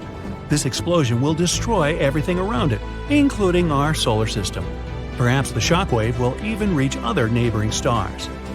Yet another scenario is that our solar system will be thrown into dark space. Imagine a tennis ball tied to a rope. You take the rope and spin the ball over your head like a sling. Then you let go of the rope and send the ball flying. This is what will happen to the Sun and all the planets around it. We'll find ourselves in dark and cold space. But life on Earth will not be affected. We'll still have our bright star to keep us warm. The only disadvantage is that all the stars in our night sky will disappear. And the most likely possibility is that the merger of two giant galaxies will have no effect on us at all. The thing is, the distance between stars and planets in space is enormous. So they can all just mix together and form one giant cloud. It would be like shoveling fine sand through a big sieve. The objects won't interact with each other. But the most interesting thing will happen to the black holes in the centers of our galaxies. Right now, there's a dense cluster of stardust and stars around them. As Andromeda and the Milky Way come closer together, they will begin to dance with each other. Gee, will it be the twist or the foxtrot? And when the black holes get close together, they'll begin to swallow all matter around one another. Billions of tons of colored stardust, asteroids, and star particles will fly toward the very center of either black hole. It might seem like this process happens very slowly, but it's an illusion. Super heavy objects like black holes warp the space-time grid, so time is much slower near black holes. And all objects that seemingly stay on the event horizon for weeks or even months are actually long gone. When the black holes finally come together, they merge into one supergiant black hole, but its mass is slightly less than the combined mass of the two dark monsters. Some of their weight is transformed into collision energy. This energy is released so strongly that its waves can be felt in other galaxies. Now, a huge black hole gathers all this dense and hot core of the two galaxies around itself. At some point, the black hole feels full and throws out powerful jets of energy into space. This is called an active galactic nucleus. It's one of the brightest phenomena in the universe and the most powerful source of electromagnetic radiation ever known. These jets may be more than 5,000 light-years long. By comparison, the distance from Earth to the nearest star, Proxima Centauri, is only 4.2 light-years, and the explosion that accompanies the jets has the power of 100 supernova explosions. Wow, blows my mind. The blast wave from this event could even reach the edges of a new galaxy, and this outburst would be visible from millions of light-years away. Now, there are dense clouds of multicolored dust at the center of merged galaxies. The weight of these clouds is so great that they begin to shrink and take on a round shape. Gradually, they become so heavy that they compress the core and nuclear reactions start inside them. The temperature begins to rise and soon, boom, there's a supernova. It's a veritable fireworks show at the center of the galaxies. Stars erupt from the fog and form new hot worlds. At this point, the arms of the two galaxies that were previously pulled out slowly return to their former shape. The super heavy center of our galaxy has such a gravitational force that it affects stars and nebula hundreds of thousands of light years away. The galaxy's arms twist again, and we see the new and finished galaxy, the Milkomeda, or Milkdromeda. Hey, how about the Milky Way? Blah blah blah. Well, that's hard to say. Empty space is not really empty. At least, that's what quantum field theory says. It's actually filled with tiny vibrations that can turn into virtual particles if they have enough energy. These virtual particles can produce packets of light with low energy called photons. Now, there's something every black hole has: an event horizon. It's a point of no return. That means once something crosses that point, it can never get away. Not even light. And there's an insanely strong gravitational force around the event horizon. Black holes survive by gobbling up gas and stars around them. In most cases, a black hole has a swirling disk of material that surrounds it, called an accretion disk. It glows brightly as all those things that come too close to an event horizon get heated up and torn apart before the black hole swallows them all. As material comes closer, it starts to travel and move faster and faster, going all around the black hole. This makes the accretion disk glow and, at the same time, outlines the shadow of the black hole, which is basically the very event horizon we're talking about. Black holes might even want to hide, but they do so awfully badly. According to Einstein's theory of general relativity, gravity bends and warps space and time. It means that the closer you come to this extremely powerful gravitational pull around the black hole, the more twisted space and time around it become. That's what Stephen Hawking was talking about nearly 50 years ago, and it doesn't stop there. He also suggested that if these particles find a way to escape a black hole, they steal some of its energy. And because of these thieves, the black hole loses its energy as time goes by until it, at one point, completely disappears. He suggested that black holes release energy in the form of thermal energy or heat, which is called Hawking radiation. And this radiation doesn't carry any information. It means that when a black hole evaporates, it destroys all information it had about the star that created the black hole. That way, we can't know what really happened. And it's kinda confusing because the laws of quantum mechanics say the information can't be destroyed. This conflict is something we call the Hawking information paradox. According to Hawking, all this information isn't really lost, but is stored in a cloud of all those zero-energy particles that surround the black hole. He called that soft hair. Now, there's this new study as a possible solution to this paradox. Maybe Hawking radiation is non-thermal. Instead of just releasing plain heat, it's possible the black hole sends out a message in the form of radiation. This message contains important information about the black hole's past, the stars that formed it, and other details we thought were lost forever. It's like a secret code that tells us all about the history of the black hole. But let's go back to Hawking's theory, where a black hole can eventually disappear. It says that not only black holes produce Hawking radiation, any object with enough mass can. Researchers actually studied a process called the Schwinger effect too. It's when an electromagnetic field creates strong distortions and in that way forms matter. They applied this idea to Hawking's theory of black hole radiation. What they found is that the radiation Hawking predicted can actually be created in places with different levels of gravity, not just around black holes. Here's the key. When there are massive objects, like stars or planets, they create a curving effect on space and time. This curving is there because of their strong gravity.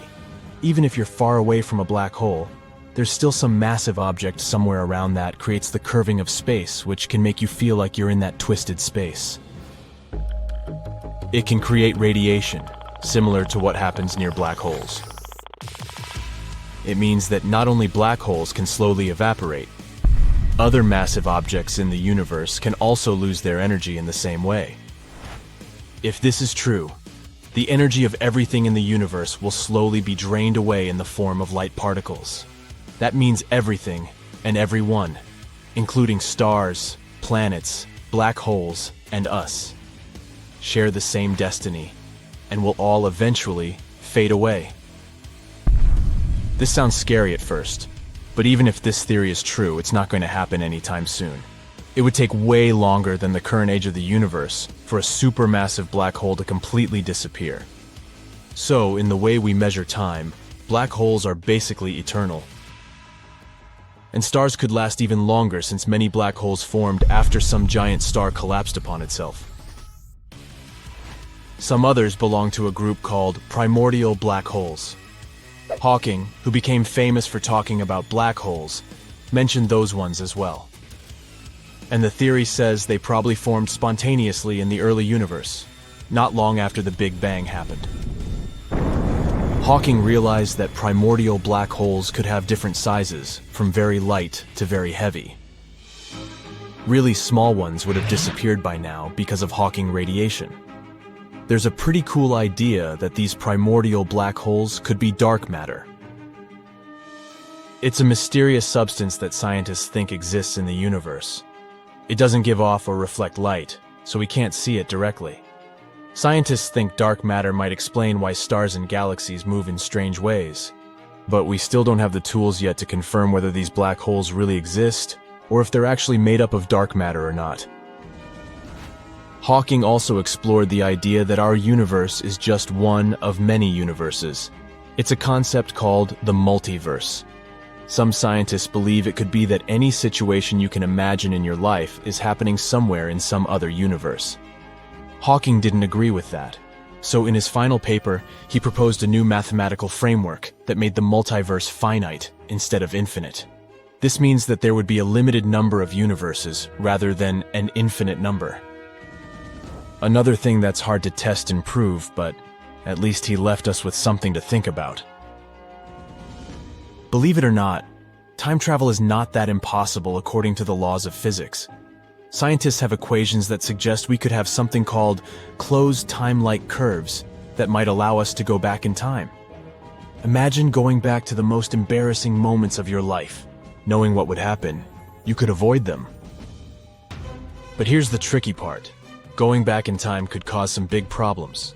It could create situations where things would happen in a way that doesn't make sense. Imagine you're walking down the street and meeting your younger or older self, or accidentally changing things that have already happened. Hawking was talking about this part too, and these are all things that made him concerned about time travel. He made a guess called the chronology protection conjecture. He suggested there might be a rule of nature that stops time travel from happening because it could create all these strange and confusing situations where we would just go back, fixing our wrong decisions rather than living in the present. Until we discover traveling through time without causing such disruptions, I guess all we're left with are life lessons and learning from our mistakes. In his last years, Hawking talked about the future of humanity, and we still don't know if he was totally serious. He mentioned a special particle called the Higgs boson that could cause a big bubble that could gobble up and eventually even destroy the universe. He also mentioned things like beings from other planets coming to Earth and conquering us, or robots becoming smart enough to take over the world. Some of his ideas turned out to be true, and time will tell if it will be the same with the others. Space. Dark, lifeless, and quiet, right? Well, apparently it's not always true. Recently, scientists have detected an eerie echo coming from the main black hole in our galaxy. It has high and low notes and sounds pretty otherworldly. What does it mean? Should we sound the alarm bell, siren, whatever? Sagittarius A star is our own supermassive black hole, sitting right in the center of the Milky Way galaxy where we live. You might know that black holes are the true monsters of our universe, gobbling up everything that is careless enough to come too close. If a massive black star runs out of its star fuel, it sometimes becomes super dense and buckles under its own weight, collapsing inward and bringing space-time along. As a result, the gravitational field of this new thing becomes so strong that nothing can escape it, not even light. And so goes a black hole. We really can't see black holes since they devour everything, even light. But we can still figure out where they're located. all thanks to the existence of accretion disks. Want an explanation? Well, picture a black hole. The starving thing consumes all the matter that strays too close, squeezing it into a superheated disk of glowing gas. The black hole also bends light around it, which creates a circular shadow. That's what I mean. We can't see a black hole itself, but we can see the accretion disk surrounding it. It happens like this. First, the material gets caught in the black hole's orbit and squeezed into a razor-thin spinning band. Friction, heat, electric, and magnetic forces energize this disk, which makes the material glow intensely.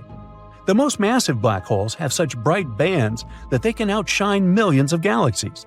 Inside this disk of glowing material, particles rub against one another. It slows them down and sends them straight toward the black hole's event horizon. If this friction didn't exist, the material would be orbiting the black hole for billions of years, like planets circling around their stars. Now, let's get back to Sagittarius A star. It's far less luminous than other black holes at the center of galaxies astronomers have observed. It means that, at the moment, our central black hole isn't actively munching on the matter surrounding it. What, is it catching some Z's? The answer is unclear. There's new evidence received by NASA's IXP telescope. It suggests that the seemingly sleeping giant woke up pretty recently, about 200 years ago. Ooh, that is recent. It snacked on gas and all kinds of cosmic debris within its reach. Why did it happen? And what did the black hole do after that? Sagittarius A star is the nearest to us supermassive black hole, just 25,000 light-years away from Earth. Its estimated mass is millions of times greater than that of our Sun. It sounds impressive, doesn't it? So, when scientists spotted relatively recent X-ray emissions of ginormous clouds of gas in the vicinity of the black hole, they immediately called on the IXP telescope to figure out what it may mean. What intrigued them most was how bright these clouds were. You see, most cosmic clouds, called molecular clouds, are dark and cold, with their X-ray signatures very faint. But that wasn't the case with this finding. Of course, there are a few theories concerning this phenomenon. One of the main explanations for why these giant molecular clouds are shining so bright is that they just echo a long-gone flash of X-ray light. It could mean that our supermassive black hole might not have been that dormant some centuries ago. After additional research, astronomers figured out that the X-rays coming from the giant molecular clouds were actually reflected light. And this light must have come from a short-lived and extremely intense flare that was produced either very near or right at Sagittarius A star. And the most likely cause of it is the black hole suddenly consuming a huge chunk of the material surrounding it. It happened around the start of the 19th century. It was most likely a sight to behold. Whirlpools of particles were drawn toward the black hole's event horizon, also known as the point of no return. The black hole started to ingest all this material, which resulted in brilliant bursts of X-ray light and echoes that we managed to translate into sound waves here on Earth. This discovery is crucial for understanding the processes happening to and around our supermassive black hole. We might also figure out what physical processes can potentially awake Sagittarius A star again, even if this period of activity is just temporary. Supermassive black holes are the largest among all black holes out there. Their mass can be hundreds of thousands or even millions to billions of times the mass of our Sun. And two such giants have been recently spotted with the help of the Atacama Large Millimeter Submillimeter Array of Telescopes, mercifully also known as ALMA. Two gigantic black holes were growing alongside each other not far from the center of the coalescing galaxy. Apparently, these black holes came across each other when their host galaxies collided. One of the black holes is around 200 million times the mass of our Sun, and the other is a bit smaller, about 125 million times the mass of our star. They aren't visible directly, but are surrounded by bright clusters of warm glowing gas and stars tucked close by the black hole's gravitational pull. Time will pass, and these black holes will start circling each other, and eventually they will collide, creating one, probably even bigger, black hole. Interestingly, such immense merges are more typical for distant galaxies. This makes it harder for Earth-based telescopes to see them. But the sensitivity of ALMA helped astronomers observe these bright and compact regions where matter swirls around black holes. Imagine how surprised they were when, instead of one black hole, they saw two of them, munching on the dust and gas stirred up by the massive space merger. And if before, experts thought that such galaxy mergers didn't really happen in our neighborhood, this discovery may mean that black hole binaries like this one may be much more common than we previously thought. And if pairs of black holes are so common, it can make it easier for us to study gravitational waves. These waves, also known as ripples in space-time, occur when black holes collide. If we talk about the recently discovered pair of black holes, it might still take them several 100 million years to crash into each other. But by observing their behavior, scientists can figure out how many binary black holes that are about to collide there are in the universe. Also, this may give us more insight into what is going to happen when our home Milky Way galaxy collides with the Andromeda galaxy in about 4.5 billion years. Oh, I can't wait. Now, have you heard that we might be living in a black hole? No, I'm not kidding. Such a scary theory does exist. See for yourself, black holes pull inside everything they see. But what if one black hole has already engulfed us long ago? Surprisingly, some physicists deem this theory somewhat plausible. For example, Dr. Nikodem Poplovsky, a theoretical physicist from Indiana University, states that everything that a black hole swallows may turn into a new universe inside the hole or on the other side of it. Who knows? Maybe our universe used to be a quite different place until it got pulled into a black hole. The theory of white holes is closely connected with the previous idea. While black holes swallow all the matter so that not even light can escape, white holes are something quite the opposite. These formations are believed to spit out everything that black holes have pulled in. In other words, a white hole is the hypothetical area of space-time that nothing can enter from the outside, but light and matter can escape from it. As for a black hole, on the contrary, you can only enter it from the outside, but can't get free afterward. When astronomers started a project that was organized to create a detailed 3D map of our galaxy, they didn't expect to find anything surprising. But that's exactly what happened. Earlier in that year, Harvard scientist Dr. Anna Bonacca noticed a weird disturbance in our galaxy's stellar streams. A stellar stream is a line of stars that are moving together through galaxies. The stellar stream we're talking about is called GD1, and it's stretched in an impressive line across our sky. This stream used to be a cohesive line, stretched by the gravity of our galaxy. One day, Dr. Bonacca noticed a gap in it, and this gap had a strange, ragged edge. In fact, it looked like something terrifyingly huge recently plunged through the stellar stream. The sheer force of this object's gravity was so great that it managed to drag stars in its wake. The most shocking thing was that the telescopes simply failed to find the source of the damage. But then, what could this unseen bullet be? One theory suggests that the intruder is a stray star. But, according to Dr. Bonacca, the hole is way bigger than any existing star. It'd have to be 1,000,000 times more massive than our sun. Okay, so what if the hole in the Milky Way was torn by a supermassive black hole, like the one that dwells in the center of our galaxy? If these two black holes got too close, they wouldn't be able to escape each other's gravity. A collision might be inevitable. Then the stronger of the two holes would consume the weaker one, and one huge, super mighty black hole would appear. But people have yet to witness a collision of black holes. Plus, scientists can't predict the consequences of such a merge, even though they've simulated it on powerful computers. The only obvious fact is that it would produce incredible amounts of energy. Huge ripples would travel through the entire universe, bound to hit our planet eventually. Then again, two black holes in one galaxy might refuse to merge. Imagine this. A supermassive black hole hundreds of millions of times the mass of the Sun is spinning in the center of the Milky Way at a phenomenal speed. Another spinning black hole approaches ours. What do you think will happen? Right, one of the holes, most likely the intruder, will get kicked out and sent hurtling away like a frisbee flying through space. And who can guarantee that it wouldn't head toward the Earth? Luckily for us, there aren't any supermassive black holes in the vicinity, so this theory fails to explain the mysterious bullet hole phenomenon. Dr. Bonacca still doesn't rule out the possibility that the intruder is some kind of luminous, star-like object.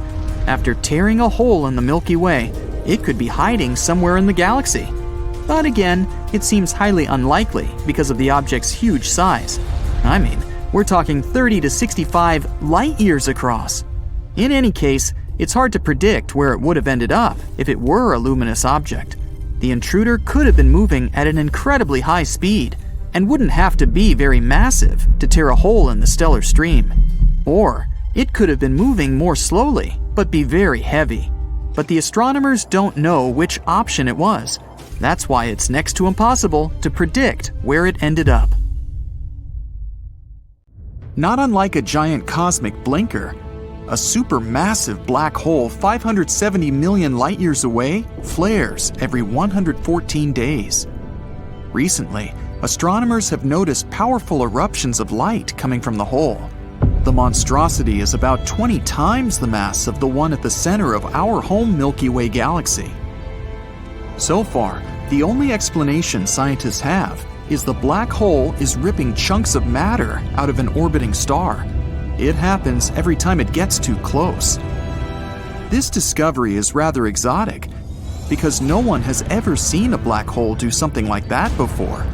Usually, if a star comes close to a black hole, the space monster shreds it into thin strands, like spaghetti. After that, the black hole swallows most of the star's matter. The remains arc away in long, bright streamers. But not in this case. Every time the star approaches the black hole, it loses about 3 times the mass of Jupiter, and that's the largest planet in our solar system. This also results in a tremendous flare that astronomers can see on Earth. The flares are so regular and consistent that the researchers managed to predict several of them. They happened on September 6th and December 26th, 2020. A nebula is a cloud of dust and gas in outer space. You can see it in the night sky, either as a bright patch or, vice versa, a dark spot against some glowing matter. The Red Rectangle Nebula in the constellation Monoceros, or the Unicorn, is unlike others. Our universe has very few straight lines, and here you are, looking at a giant rectangle, which is a huge gaseous nebula, no less. And then, there's also the color, a bizarre shade of orange-red. Astronomers suppose the glow might be coming from some unusual activity inside the dust clusters. This activity is likely to be going on at the molecular level. The universe is around 13.8 billion years old, but HD 140283, a star informally called Methuselah, is apparently more than 14 billion years old. Even more paradoxical, the star has some chemical elements that are more typical for a second-generation star. Those are the ones formed from dust and gas left after the explosion of the first generation of stars. And still, the main problem is, how can a star be older than the universe itself? So far, the most likely explanation is an error in observations. It could make astronomers believe the star is older than it is. The star called Vega is relatively close to us, a mere 25 light-years away from the Sun. It's not the most usual star out there. It's brighter than it's supposed to be, and it's not round, but rather egg-shaped. Astronomers claim that's because the star rotates so fast, its shape changes. See for yourself. It takes the Sun 27 days to make a rotation, and Vega needs only 12.5 hours to turn on its axis. This speed also influences the temperatures on the star's surface. Its poles are several thousand degrees hotter than the equator. There's a supermassive black hole 250 million light-years away from Earth. It produces the deepest sound ever detected from any object in the universe. It's 1 quadrillion, which is 1 with 15 zeros, times deeper than what the human ear can hear. The Fermi bubbles confuse astronomers to no end. It's not every day that our home galaxy blows bubbles that are hotter than 7 million degrees Fahrenheit. Coming from the center of the Milky Way galaxy, the spheres are made up of nothing but powerful gamma rays. It would be a bit less strange should one bubble stay inside the other, with both of them at the center of the galaxy's core. But the two giant spheres hover independently above and below the black hole at the center of the Milky Way. Even more bizarre, they touch and form an hourglass shape. It makes the entire structure look like the number 8.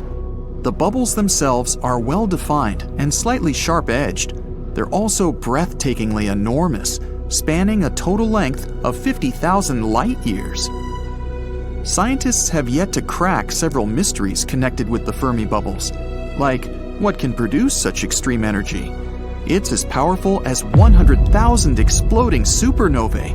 Or what's with the off-center nature of the bubbles? Something must be going on there, even though it seems that the bubbles surround nothingness. K2-141b, a planet outside of our solar system, seems to be not that different from Earth. If you visited it, you'd see liquid oceans evaporating into the atmosphere. Just like on our home planet, the vapor then condenses and gets back to the surface as rain.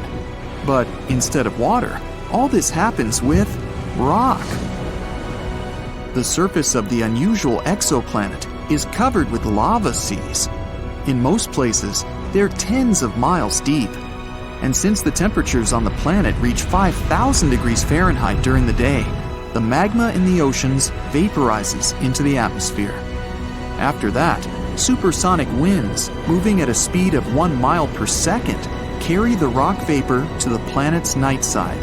There, the vaporized magma cools down, becomes liquid again, and falls to the surface as rocky rain. Faraway Neptune-sized exoplanet Gliese 436b is a paradox. It's made of scorching hot ice. The planet completes one full orbit around the red dwarf Gliese 436 in 2 days, 15 hours, which means it travels remarkably close to its parent star. That might be the reason why the planet's temperatures rarely drop below 800 degrees Fahrenheit. But the strangest thing? The planet has huge volumes of water ice, known as Ice X. It remains solid despite blistering temperatures. Neutrinos are teeny, almost massless particles that can move at nearly the speed of light. They can easily pass even through metals and travel miles and miles without anything to stop them. You can be sure that some neutrinos are passing through your body right now while you're watching this video. These elusive subatomic particles get born in supernova explosions and in nuclear reactions inside stars. About 4,000 light years away from Earth, in the constellation of Serpens, there's a bizarre planet. Astronomers think it could once be the core of a massive star, long gone now. 5 times the size of Earth, it seems to be one enormous diamond. The planet is denser than any other discovered so far and is made up of mostly carbon. It's so dense that astronomers think this carbon might be crystalline. It means that at least some part of the planet is diamond. Most stars move around the center of their galaxies following fixed orbits, but not HE 0437-5439. This 30-million-year-old star that appeared not far from the center of the Milky Way decided to set off on a journey. Astronomers think the star might have come across the supermassive black hole Sagittarius A star, and the space monster might have pushed the star out of the galaxy. It's now traveling through the Milky Way's outer halo, moving right into interstellar space at a speed of 1,600,000 miles per hour. Stellar halos surround galaxies and are home to stars and star clusters.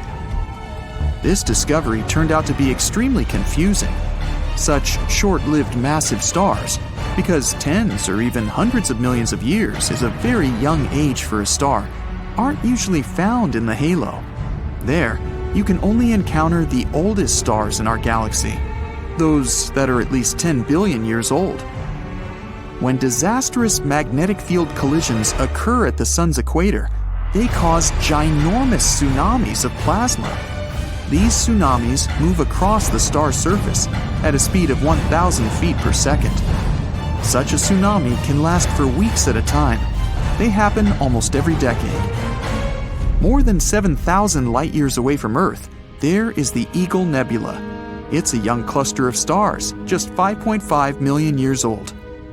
The Hubble Space Telescope managed to take an image of several dark silhouettes near the nebula's center. Those are the so-called pillars of creation, towering tendrils of interstellar gas and dust.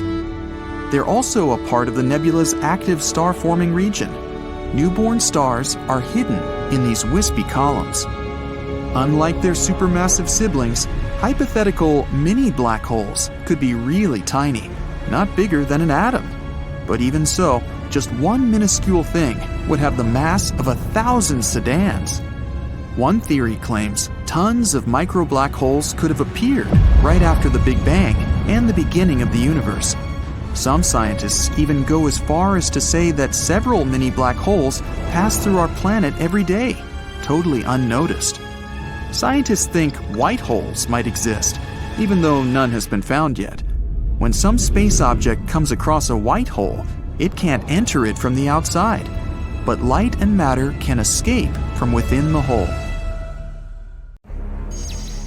Weird, unusual sounds out of nowhere are spreading all over our galaxy, constantly repeating, and it's something we've never heard before. Scientists discovered it in 2020, and it was nothing like any of the other energy signatures they ever studied. Powerful and bright radio signals occurring from time to time, mysteriously disappearing within a day.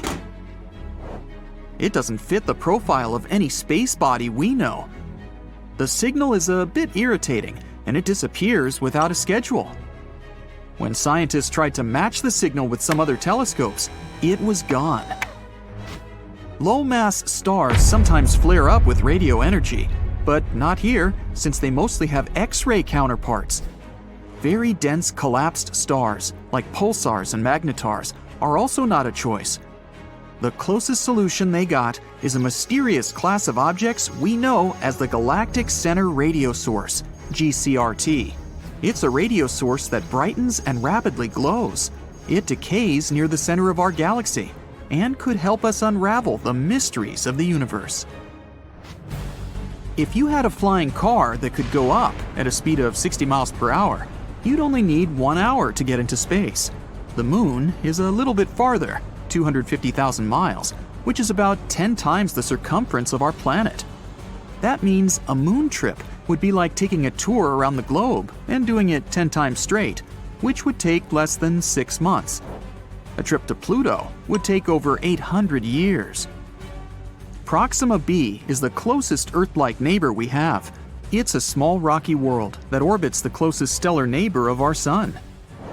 It orbits the star's habitable zone, an area that's far enough from any star to have moderate conditions, not too cold and not too hot for liquid water to at least hypothetically exist. If you tried to travel to Proxima b at a speed of 25,000 miles per hour, which is the speed of the Apollo moon rockets, it would take you over 112,000 years to get there. You might not be able to breathe there. No one knows if Proxima b has an atmosphere.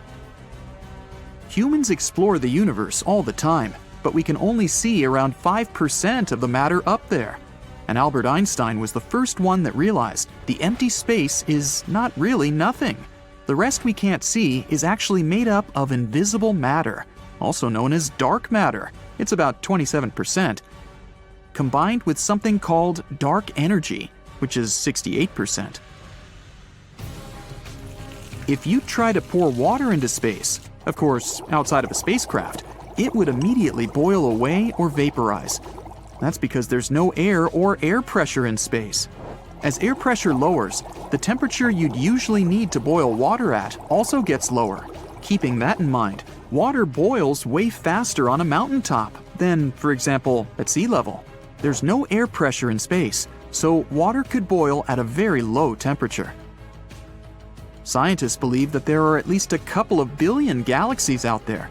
We don't know the real number, and probably never will, but they tried to calculate it by counting how many galaxies we can see in a pretty small and restricted area of the sky.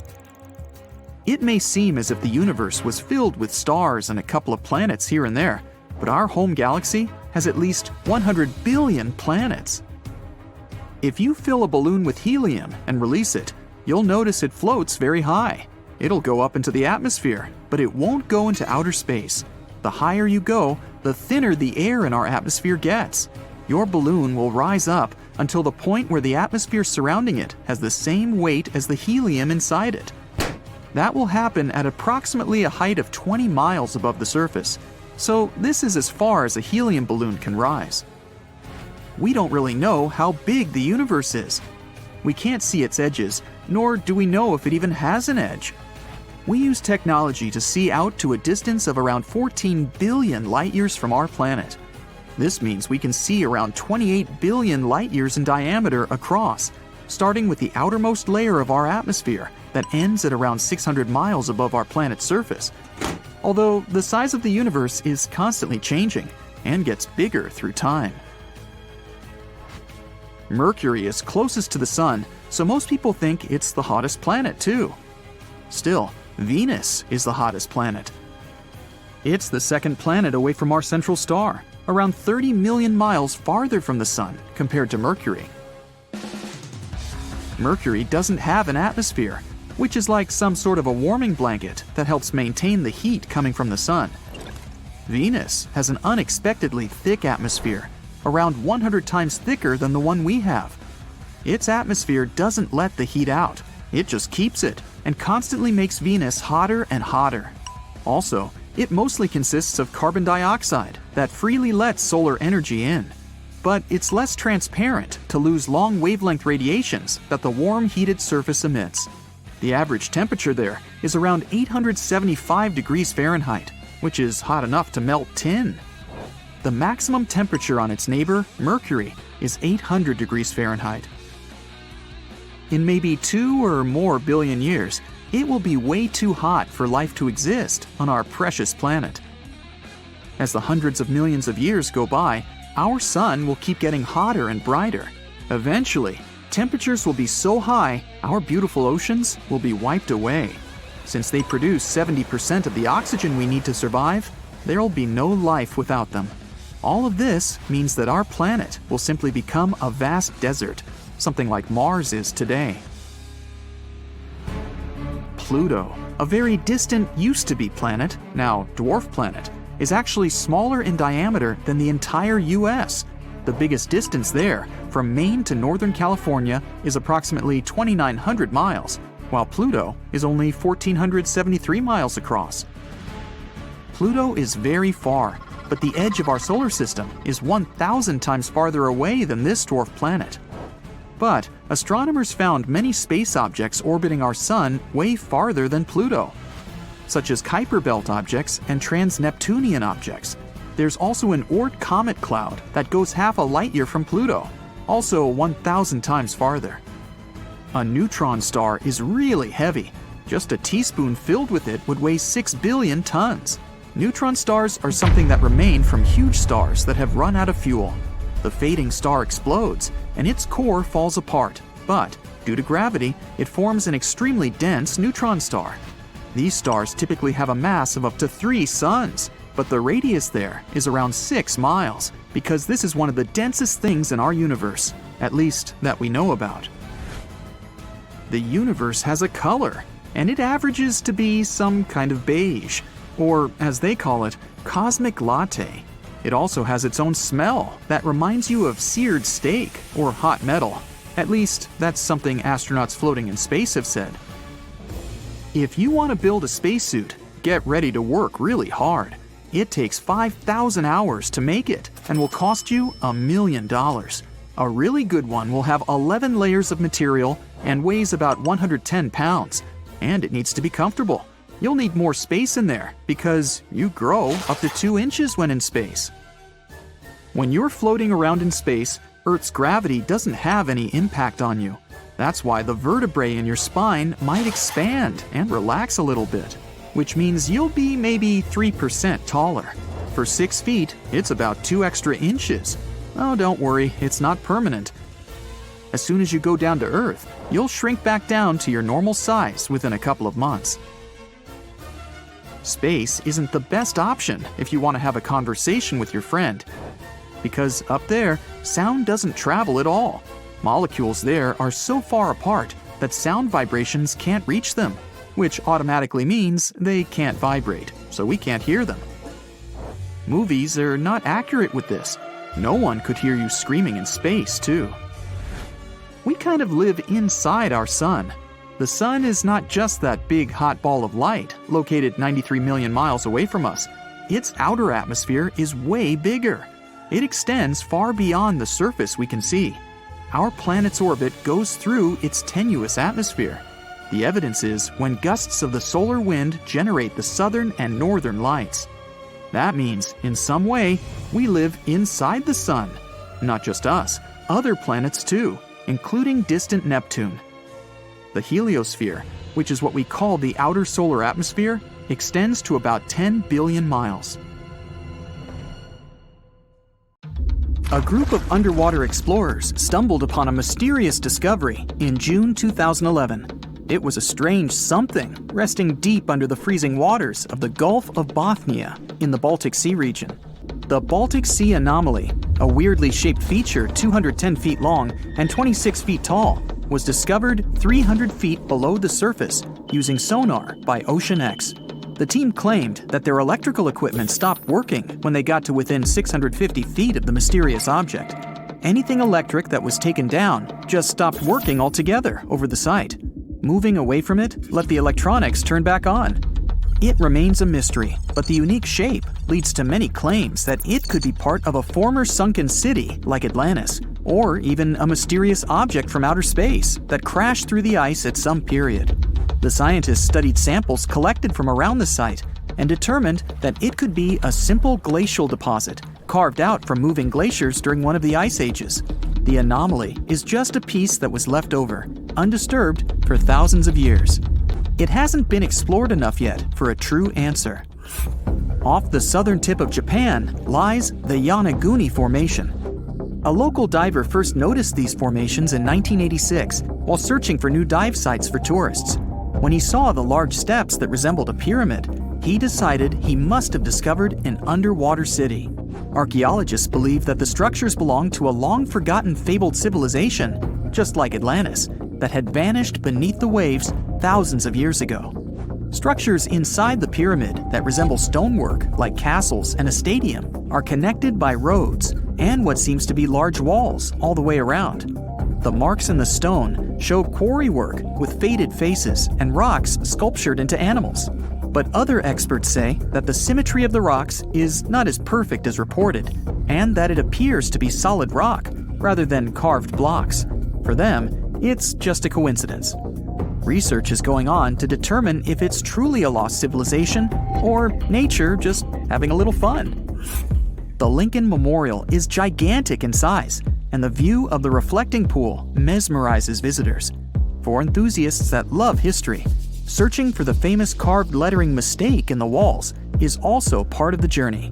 With high hope for the future, no prediction in regard to it ventured.